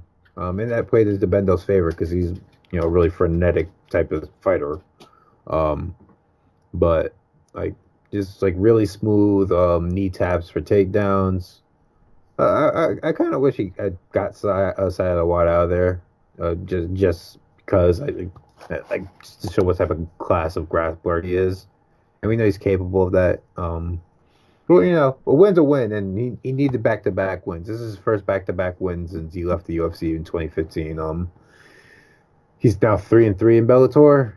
But like one of those wins is Patricio Pitbull injuring his leg while kicking Bendo. So yeah, it wasn't a good look. Yeah. So yeah, he's starting to look good again, and that's the important part. I don't know where this puts him in terms of like lightweight title contention because no one knows what's happening with the lightweight division until Chandler and Primus running back, and Patricki's got to win over him. Not Patricio. Patricio's got to win over him. Patricki might friggin' leapfrog them both if Chandler wins and fight Chandler for the title. I really don't want to see Bendo back at welterweight. He didn't mention it. Like, this isn't coming from anywhere, but like, if the lightweight title picture gets like clammed up or something, like I don't want. That's not a fight I want to see. So, well, I think this is the start of what could be like his last title run. Like, he's got this little momentum going. We'll see how it carries into next year. But I think this is like the last. This is the last call. I think for Bendo. Like, these next couple of fights, I think are pretty much going to be the wind down of his career. Do you want to talk about his like post-fight interview, or and Bendo out here being the dork? I love him for it, but let's be real. Bendo is the adult voice of reason in the room. Yeah. He's the guy that's telling you, you need to do better in the nicest way and in the most respectful way possible. He's that adult that comes in and kind of ruins all the fun, even though he's like right, but you kind of just don't want to hear it from him. Right. But like I don't give him flack for it because like I think that's just him. Like that's like really who he is. So, and I'll never shun somebody for being, that's just who he is. Yeah, yeah. I'm not gonna harp on him for that. Who do you want to see him fight next? Because I'm looking through like the Bellator like roster, and they have some like lightweights that it'd be interesting to see him fight. I guess like Adam Piccolotti. I guess David Rickles if he wants to fight a lightweight again. They just signed Norman Park, which I don't know why they do such a thing, but he's here, so deal with it. How about who I can't remember, was he welterweight? Actually, you know what? Let me pull up the lightweights. I was gonna say somebody. Campos. Yeah, like a Campos, maybe a What's Yamauchi doing? He got a fight lined up? Well, that's a good one. I think a Yamauchi would be good. Yamauchi's officially a lightweight, right? Like I remember him moving up, but I don't remember if it was like, I'm gonna stay or I'm just doing this for one fight. Oh yeah, he did fight at 45 before. But he was also like his last two fights were Chandler and Piccolotti, so I'd assume he's still a lightweight. All right, so I think that would be a fun fight. I think that's a fight that's obviously somebody who's really talented, so it's not like it's a gimme fight. It's somebody who can definitely test Vendo, but it's still like a winnable one. Yeah, and just something to keep him busy. So somebody like that I think would be good. Campos, maybe Anderson. Oh, no, I saw Ryan Couture's name. I'm gonna keep on scrolling. I mean, if we're trying to build his confidence back. Well, like you said, Norman Park. That would be a good one, former UFC guy. So yeah, that Bellator has people that can, fight for him. That'll keep him busy. That'll still be like competitive fights. That'll he can win. That can help build his confidence, but still like test him at the same time. So yeah, I wouldn't be mad at any of those. So shout outs to Mendo, man. Really, really solid performance. Moving down the card, Czech Congo, Timothy Johnson.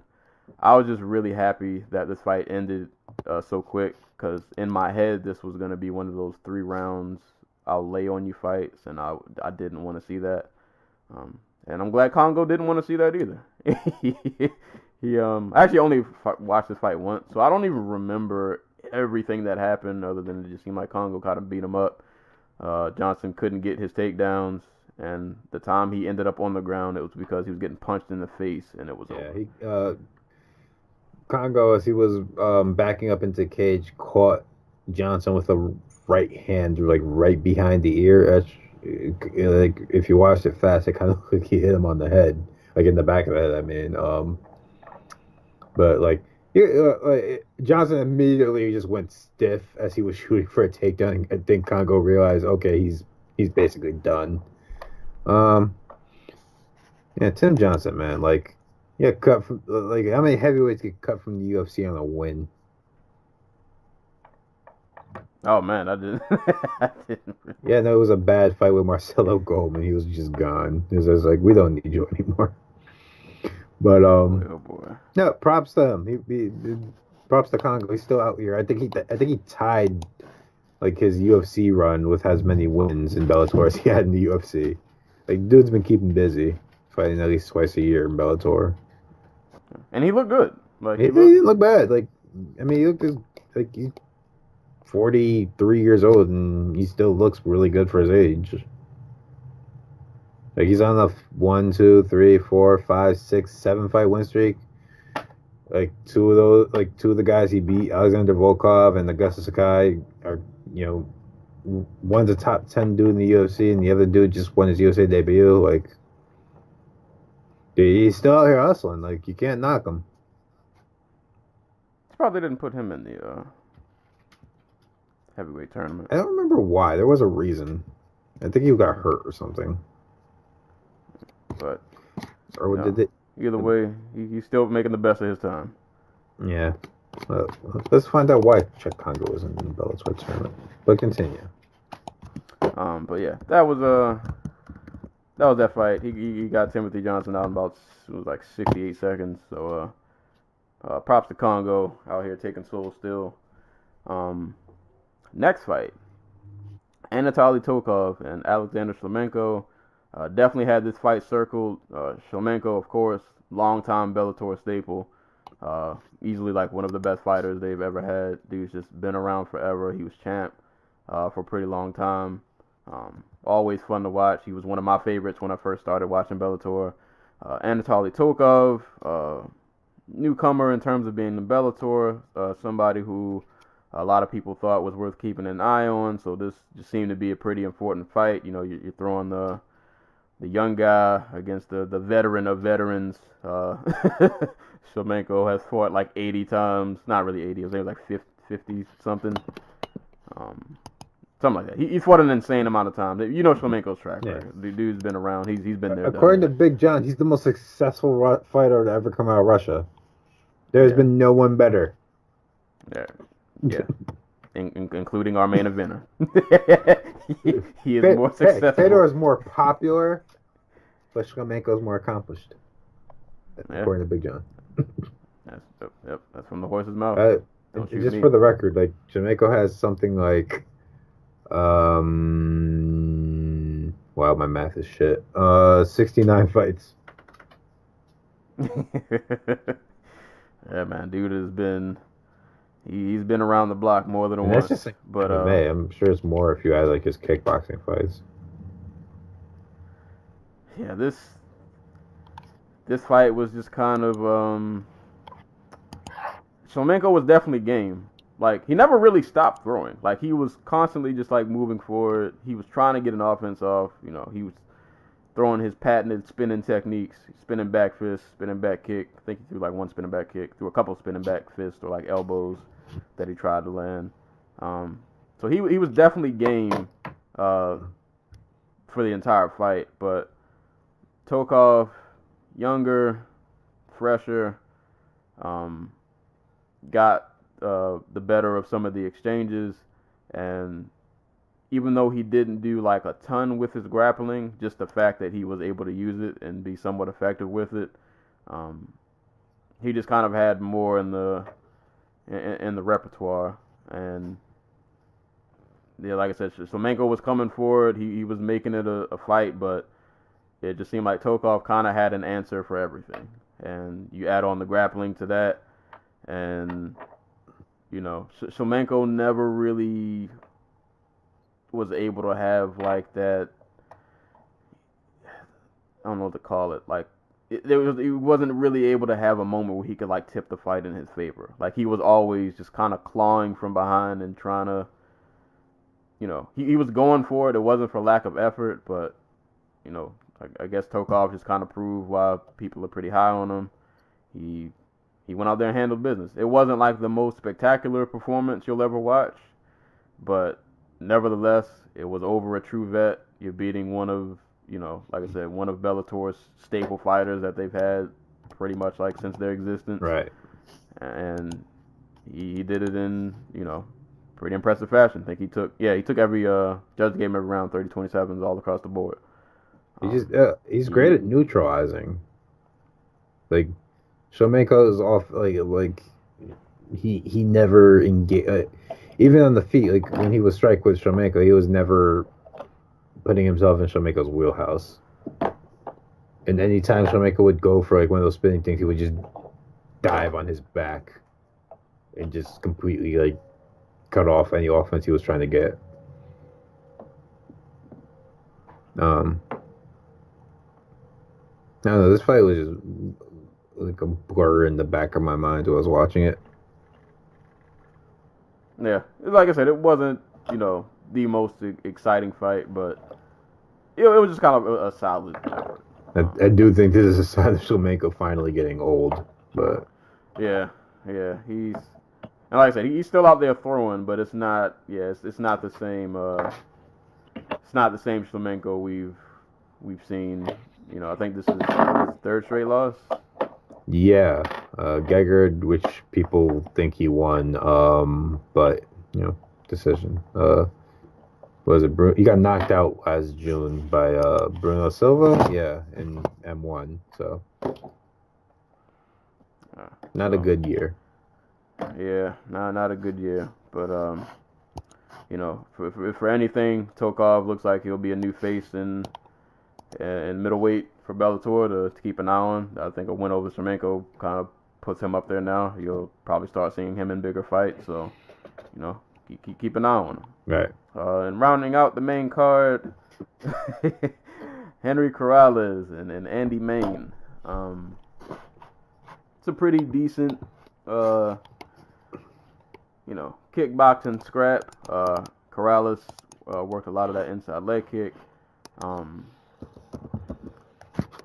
Andy Mayne wasn't bad. Like, he's talented. His striking is pretty decent, but I feel like he never really. I feel like Corrales knew he was going to win. It was just kind of like a matter of time. Like, I don't think Andy Mayne had a ton that Corrales was like really like afraid of. And I'm not really sure of Andy Mayne's background. I want to say they mentioned something about he has some kind of BJJ credentials. I don't know what they were. He's former king of Pancrase. But he got it by beating Nam Pham. So, like he's not a bad fighter, but Corrales just kind of, Corrales has fought a lot of tough guys. He's been around for a while, and Andy Mayne was hanging in there until left kind of changed all of that. It was kind of crazy because Corrales had threw a right and Mayne slipped it. It was really slick, and then he tried to counter and Corrales met him with the left first, and Mayne just he didn't face plant, but he dropped down to his knees and was just kind of like face looking towards the ground. It looked like he had no idea what happened. Like, he looked completely out of it. Ate a couple of ground and pound that he might not even needed to take, and that was it. And I think that's 2 or 3 in a row for Corrales. That's 4 in a row. 4 in a row. So he's clawing up that ladder at Bellator's featherweight division. It was a pretty vicious, pretty mean KO from Corrales, who just adds another notch to the belt. 4 in a row at featherweight, keeping his name in that mix of, potential guys who hopefully will want to find themselves fighting for, a title somewhere in the near future. Right. And there's we're starting to see new guys pop up at featherweight for Bellator, which is important because it's only so many times Daniel Straus and Pat Curran can fight for the title.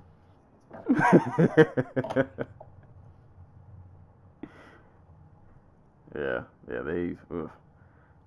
I hope. Yeah, we need guys like Corrales because hopefully that cycle of the patty cake between two and sometimes a third party are the only people that get to hold the belt. So yeah, we need more Henry Corraleses around. Right. I can't really speak on the prelims, well, unless you had any other thoughts on it. Nah. Like you said, that finish was hella slick. Like you could see, what's his name? Mayne. He parried and he parried the jab. He parried the cross on the slip when he was slipping the Corrales' right hand. Like I get why he thought he was out of danger from the left hook, because he's up until like he was coming up, he had the left hook, like he had Corrales' left hand like held, like he was pushing it down. Corrales just comes up over the top with the hook. It was really cool to see. That's really it. Like that, the whole fight was basically them replaying that sequence, except with the left hook at the end, and with Corrales landing that right hand a lot more. So, Just from the prelims, real quick. Shouts to Jennifer Chiang, who fights out of New York, but represented Micronesia at the 2016 Olympic Games for boxing. Yeah, she put them paws. She beat the crap out of Jessica Ruiz. Stopped her in less than 90 seconds in the first round. 32 years old, fighting at, I think, strawweight. But it's cool. It's cool. She's not the only boxer who fought this weekend. Amanda Serrano fought for Combate. So it's just cool to see more and more striking talent come into the sport. Sucks because they don't make any money in their sport, but here's what it is. They'll come over here and give us love. Yeah. So yeah, and they're trying to build their division over there in Bellator. So hopefully she'll be somebody who can stick around for a little bit. I don't know how long at 32. I mean, she's a Wall Street banker. Like, she has a real job. Oh yeah, I did read that.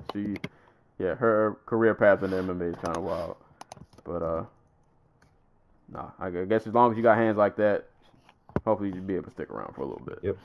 But yeah, that was Bellator 208. So I mean, all in all, Bellator 207, 208, pretty fun weekend of fights. Like I said, lots of good finishes to watch.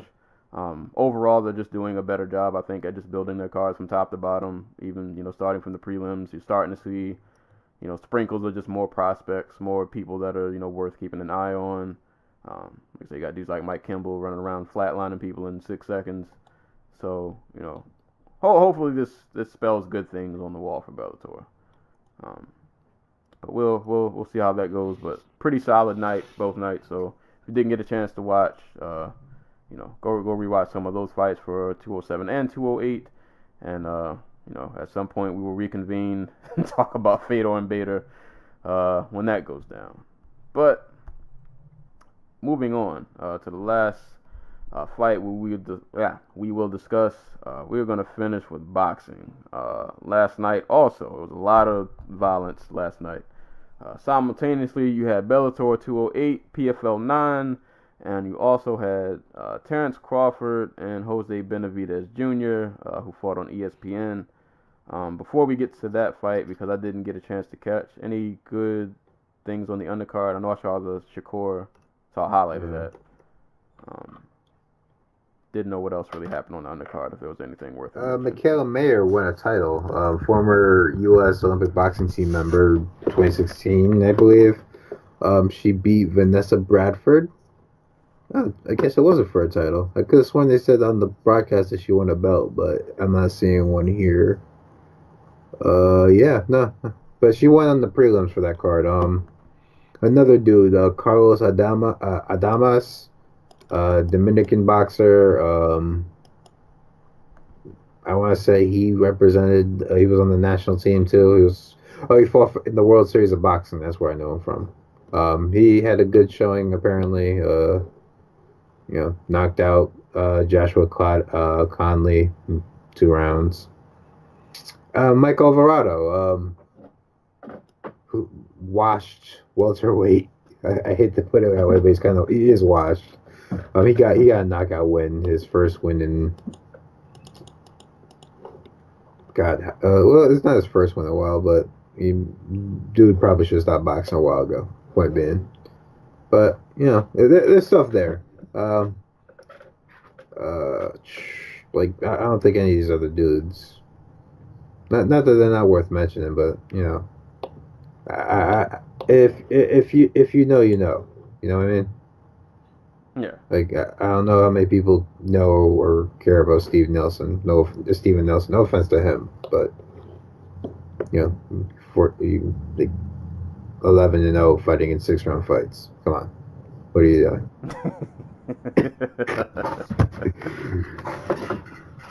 Yeah, I guess if you're in the crowd, if you don't, well, if you don't know, at least you hopefully watch the main attraction, Terence Crawford, Jose Benavidez Jr. So I had to watch this fight kind of, like I said, this fight was going on in cahoots with 2 other cards at the same time. I think Bellator, I want to say Bellator ended by the time it started. I'm not sure. But I had like 3 tabs open. I know that Fedor Sonnen ended the fourth or fifth round of the Crawford Benavidez fight Okay. because Yeah, I flipped back over to the fight, and then I flipped back over to I got to the part where Chael took down Fedor. I was like, you know what? I'm not about to watch this shit. Switched it back over. yeah. I waited till the end of the round, and I switched back, and Fedor's giving like his victory interview. See, I did the opposite. Like I had both screens up, but I was kind of watching the Fedor one because I want to make sure he gets this win because I got to make sure this actually happens. Um, so I had the fight up, but I probably missed like the first 4 to 5 rounds because I wasn't paying attention, and like from round 6 and on I caught it, and then I watched uh, some of what I missed earlier this morning.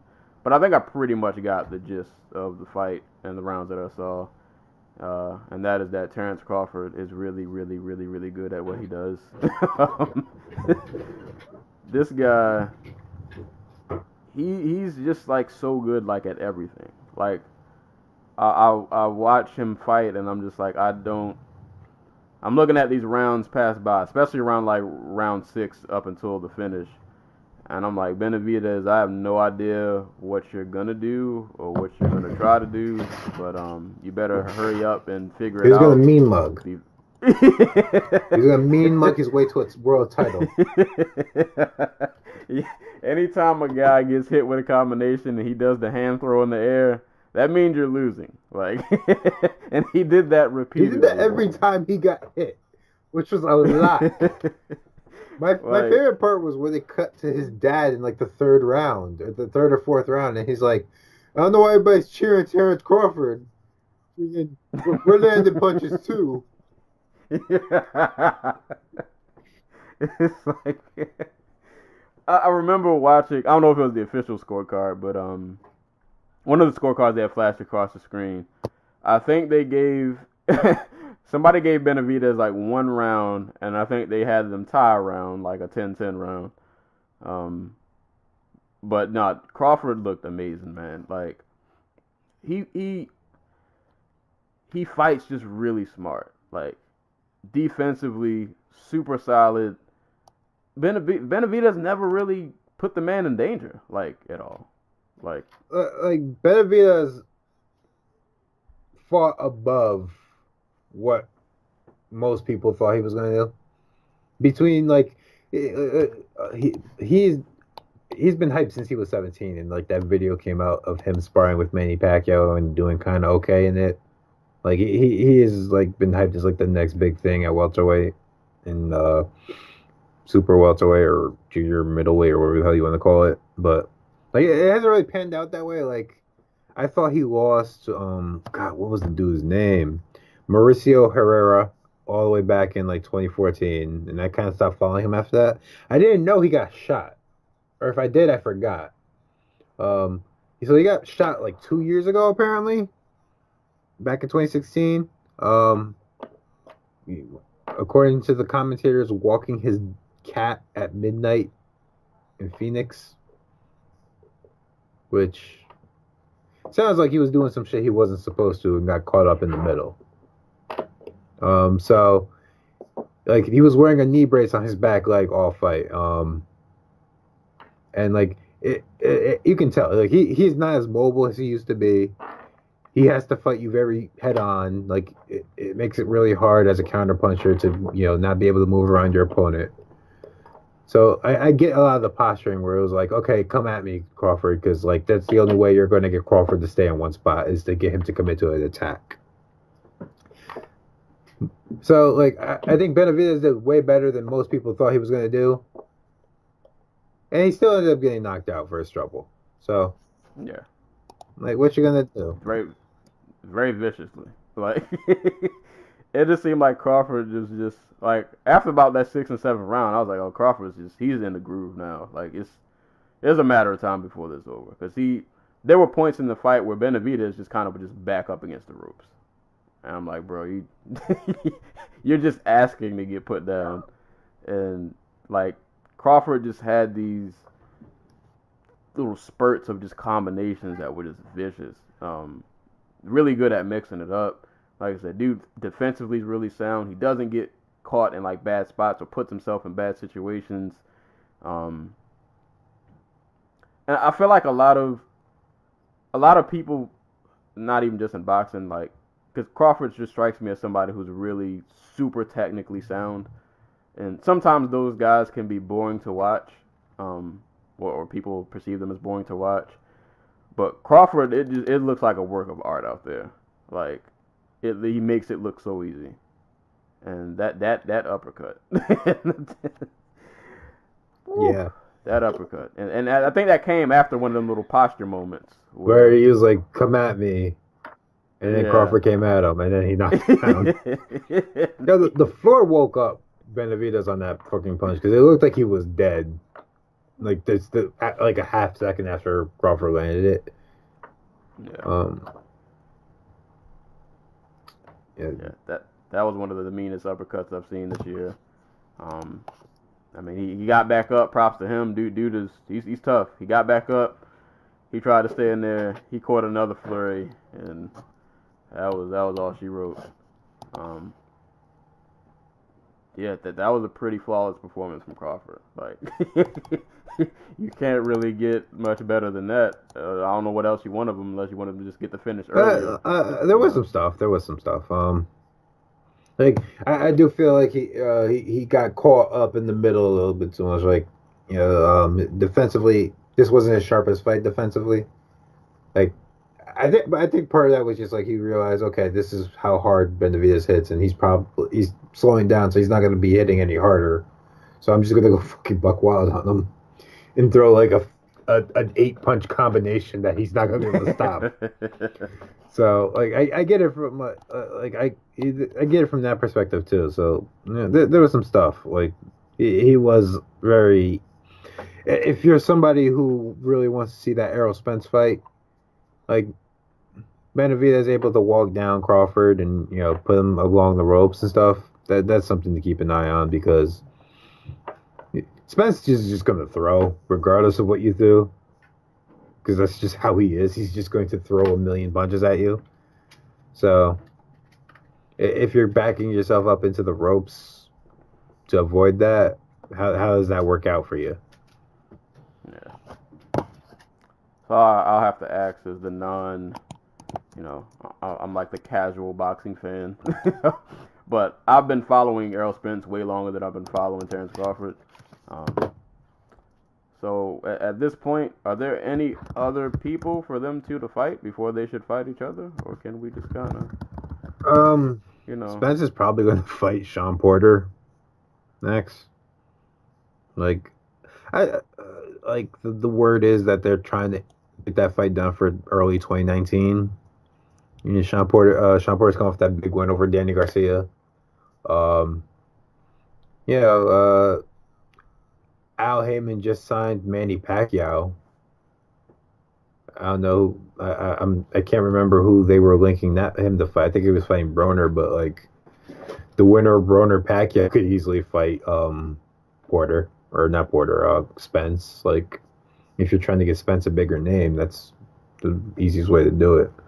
Like I don't know what they're gonna do because like what they're gonna want to do is put Spence Crawford on pay-per-view because that's where you make all your money back. And since you're dealing with two networks like ESPN and Showtime, or just PBC, the PBC Hive in general, like where you put that fight? You put it on Fox? You put it on Showtime? Do you put it on ESPN? Or do you put it on pay-per-view and split the revenue? And that's what I assume they're gonna want to do. But neither one of these dudes has a big enough name to generate any type of buzz on pay-per-view. Like they'd be lucky if they hit 100,000, which sucks because this is probably the best fight in combat sports right now. Yeah, these are two guys who seem like coming to like the peak of their game.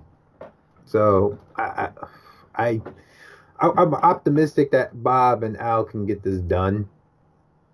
Not that like they have a track record of getting it done in the past. So we're still waiting on that the Garcia Lomachenko fight. But I'd be more confident, I guess, if Crawford came out and said, I want to fight Errol Spence, and Errol Spence came out and said, I want to fight Terence Crawford. But I'm hopeful. Maybe that's the better word. Hopeful. I'm hopeful that fight can get done because it's a fight the sport really, really, really, really deserves. Yeah. I think I remember him mentioning Sean Porter, so that fight probably will happen first. I would hope at least by like summer 2019, we're at least talking about this fight in like a serious manner. I don't know who else Crawford could fight. Like, for those Benavidez is in the top 10 welterweight. Like, if you look at BoxRec, he's like 31, but that's in part because he's been out due to being shot for 2 years. Like, this was his return fight, I think, from being shot. This was him taking his chance. Like, let's see. I'm looking at the top 10. Like, I guess, I don't know if what Amir Khan's deal is promotionally. Like, I feel like he's probably the one who could get away in terms of, like, okay, we don't want to have we don't want to have Terence Crawford fight on Showtime, so we're going to have the fight on ESPN no matter what. So I think probably Amir Khan. They just had Carlos Adames. Like I said, Carlos Adames just fought on the undercard for this fight. So there's him. There's Ugas, but I don't think anybody would be excited to see Crawford fight Ugas. And that's really it in the top 10. So I don't know. Like, there's really not a whole bunch of guys that Top Rank has that they can put in front of Crawford and expect people to get excited about. Like, maybe they'll be excited just to see Crawford box. But if they're doing the weird shit where he's like fighting twice a year, I don't get it. We'll see. I hope this. I hope this fight doesn't become like the Tony Habib of boxing, where it's just fun to talk about, but we just kind of never see it. Or maybe by the time we see it, it's like, nobody really wants to see this. Right. Dude, like, this type of performance is not going to help Crawford. It made him look vulnerable, but he still looked amazing, and he still got the finish at the last second. It makes him look like a killer, which he is. I hope it did well on ESPN. Like, I hope it did, like, good numbers. Like, I know there was a college football game before it. I don't know who was playing. But I hope the numbers carry over and, like, Crawford becomes a bigger star because of it. Because he deserves it. Yeah, I would say this is the most, at least within the last 2 years, the most I've been invested in boxing. And, like, actually going out of my way to watch. Dude, boxing is good right now. Like, between the welterweight division's got a lot of talent. Like, the heavyweight division still bereft of talent, but has an interesting narrative and interesting characters at the top. The World Boxing Super Series is killing it. Naoya Inoue is out here knocking dudes out in like 20 seconds at 118 pounds. Like, yeah, it's a fun time to be a boxing fan. Like, good fights are being made, so. So that was pretty much it for this weekend. Is there a card next week? Yes, UFC Moncton. Is that next week? God, I'm shit with weeks. Hold up, let me just pull up my. Might be. Is that the Uzdemir and Smith? Yes. That. Oh wait, that's the 27th. So no, there's no card next week. Oh. Wait. Oh, PFL 10. Cage Warriors 98 and PFL 9. Wait, that was the one we just talked about. Nah, it's like PFL 10. Let's see if there's a boxing card. Where's Invicta? I feel like I haven't seen an Invicta. They have one scheduled for November, I believe. Invicta 32. Yeah.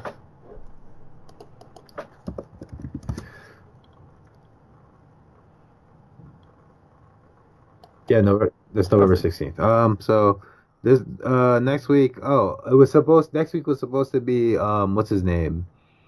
Andrade and Billy Joe Saunders. Oh, Billy Joe Saunders hot, so we're not getting that fight. For there's Katie Taylor versus Cindy Serrano. There's Tevin Farmer versus James Tennyson, and a couple of fights for the World Boxing Super Series. Unir Dorticos versus Master Knock. I'm not even going to try his first name. And Emmanuel Rodriguez versus Jason Maloney, with the winner fighting Naoya Inoue. So, fun times. I mean, there's still stuff. There's always stuff. There's never not stuff. Yeah. No Yes. off seasons anymore. Yeah, that's true. Somebody somewhere is getting kicked in the head or punched in the face every day of the week somewhere in the world. World So, star. So, yeah, stuff is always going down.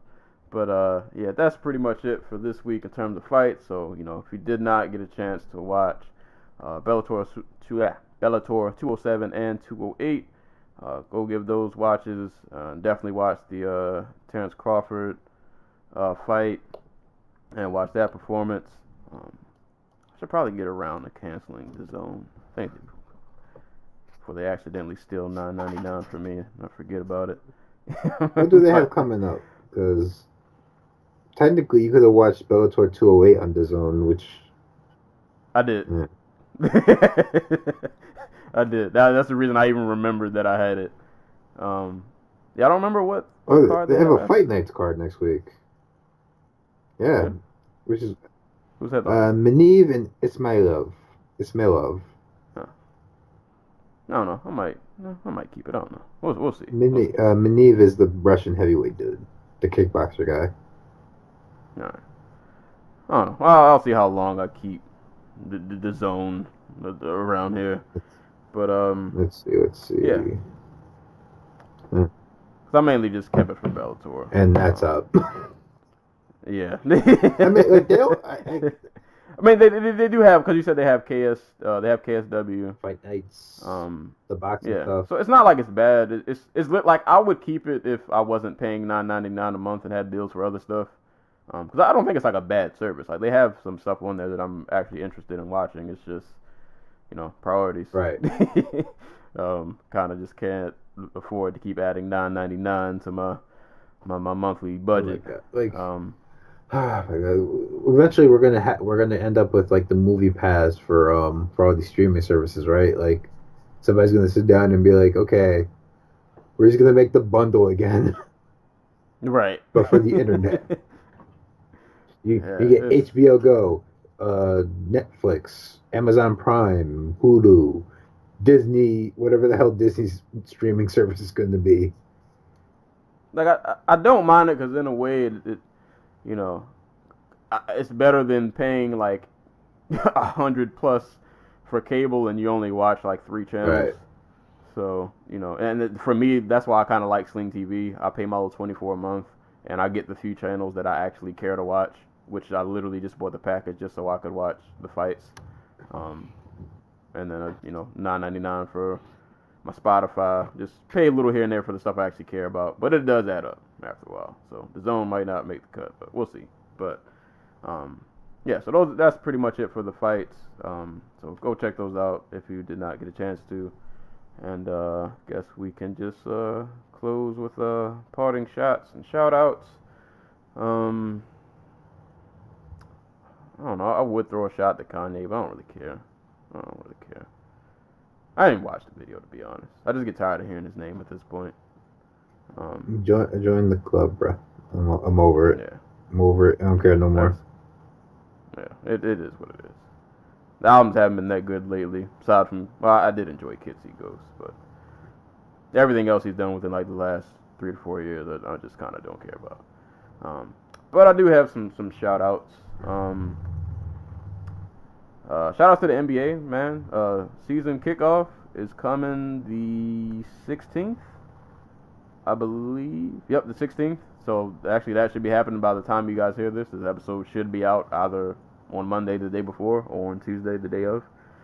So if you are a basketball fan, October 16th, first game of the season starts at 8 p.m. We'll get to see the Celtics versus the 76ers, which should be pretty dope because the East is pretty much, with no LeBron, the East is kind of open this year, and I think those are pretty much like the two top teams, possibly along with Toronto, that could possibly take the East. So that's a good opening match. Then at 10:30 that night, you got OKC versus the Warriors. I don't watch 10:30 games because I just don't watch 10:30 games. But if you're an OKC or Warriors fan, definitely give that a look. I'm just happy for the NBA to be back. The NBA has really won me back over the last couple of years. I've been getting invested in actually looking up players and watching highlights, and it's gonna be a good season. My Spurs, the injury bug has aside from losing Kawhi, which hurt. We lost Kawhi. Tony Parker's gone to Charlotte. For people who don't know, if you're a Spurs fan, we just lost DeJounte Murray to an ACL injury, gone for the year. We lost our draft pick. God, I cannot remember the guy's name. He was a guard, Lonnie Walker. Lonnie Walker's out. I don't know for how long, but he's injured, and I think we lost. I think his name was Derek White. So injuries are killing us. But I don't know what this season's gonna look like. But I trust Coach Pop. And we luckily we still got DeMar DeRozan. We still got oh God, I'm drawing a blank. The power forward who shall not be named because he pisses me off in the playoffs. But he's still there. But we'll see. And shout outs to an anime or animated film that I went to see the other day. This movie is entitled MFKZ. It was one of those Fathom event movies, so it's kind of like one of those indie releases that only plays in the theater twice, if it happens to play in your city. But I went to see MFKZ, which I want to say was a collab effort from a French animation studio and a Japanese one. It was directed by Shojiro Nishimi and Guillaume Renard, if I'm saying that correct. This movie was really entertaining, but I also can't tell you what it was really about, but I just know the entire time I watched it, I was entertained. Some of the people who did voice actors, so you had RZA was in there, I think Danny Trejo was in there, was it Vince Staples? Yeah. I think Vince Staples was in there. It was a pretty entertaining movie. It was different. Like I said, the story's kind of all over the place. It's kind of one of those movies where they just kind of thrust you in, and you just kind of go along for the ride as it happens. But now art-wise, man, the movie was really good. I really enjoyed the animation. I really liked the directing style. They did a lot of cool things that I don't see too often in terms of directing with animation. So I thought it was a pretty dope indie flick. So if you get a chance, if it's playing in your city, or maybe if it ends up on DVD or Netflix somewhere, it is entitled MFKZ. The last I checked, by the time you hear this episode, in my city it played on the 12th, or the 11th and the 16th. So I already went to see it. I think the 16th is the last day it plays, at least in my area, so I don't know if that's the same for all of you.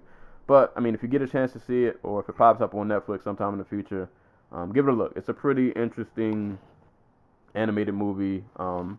Definitely not for kids. It's a wild movie, but I was entertained the entire time, even though the story was kind of crazy. But I think it's worth a watch. It's worth the hour and 30 something minutes. Pretty entertaining throughout. So shout out to MFKZ, dope indie animated movie.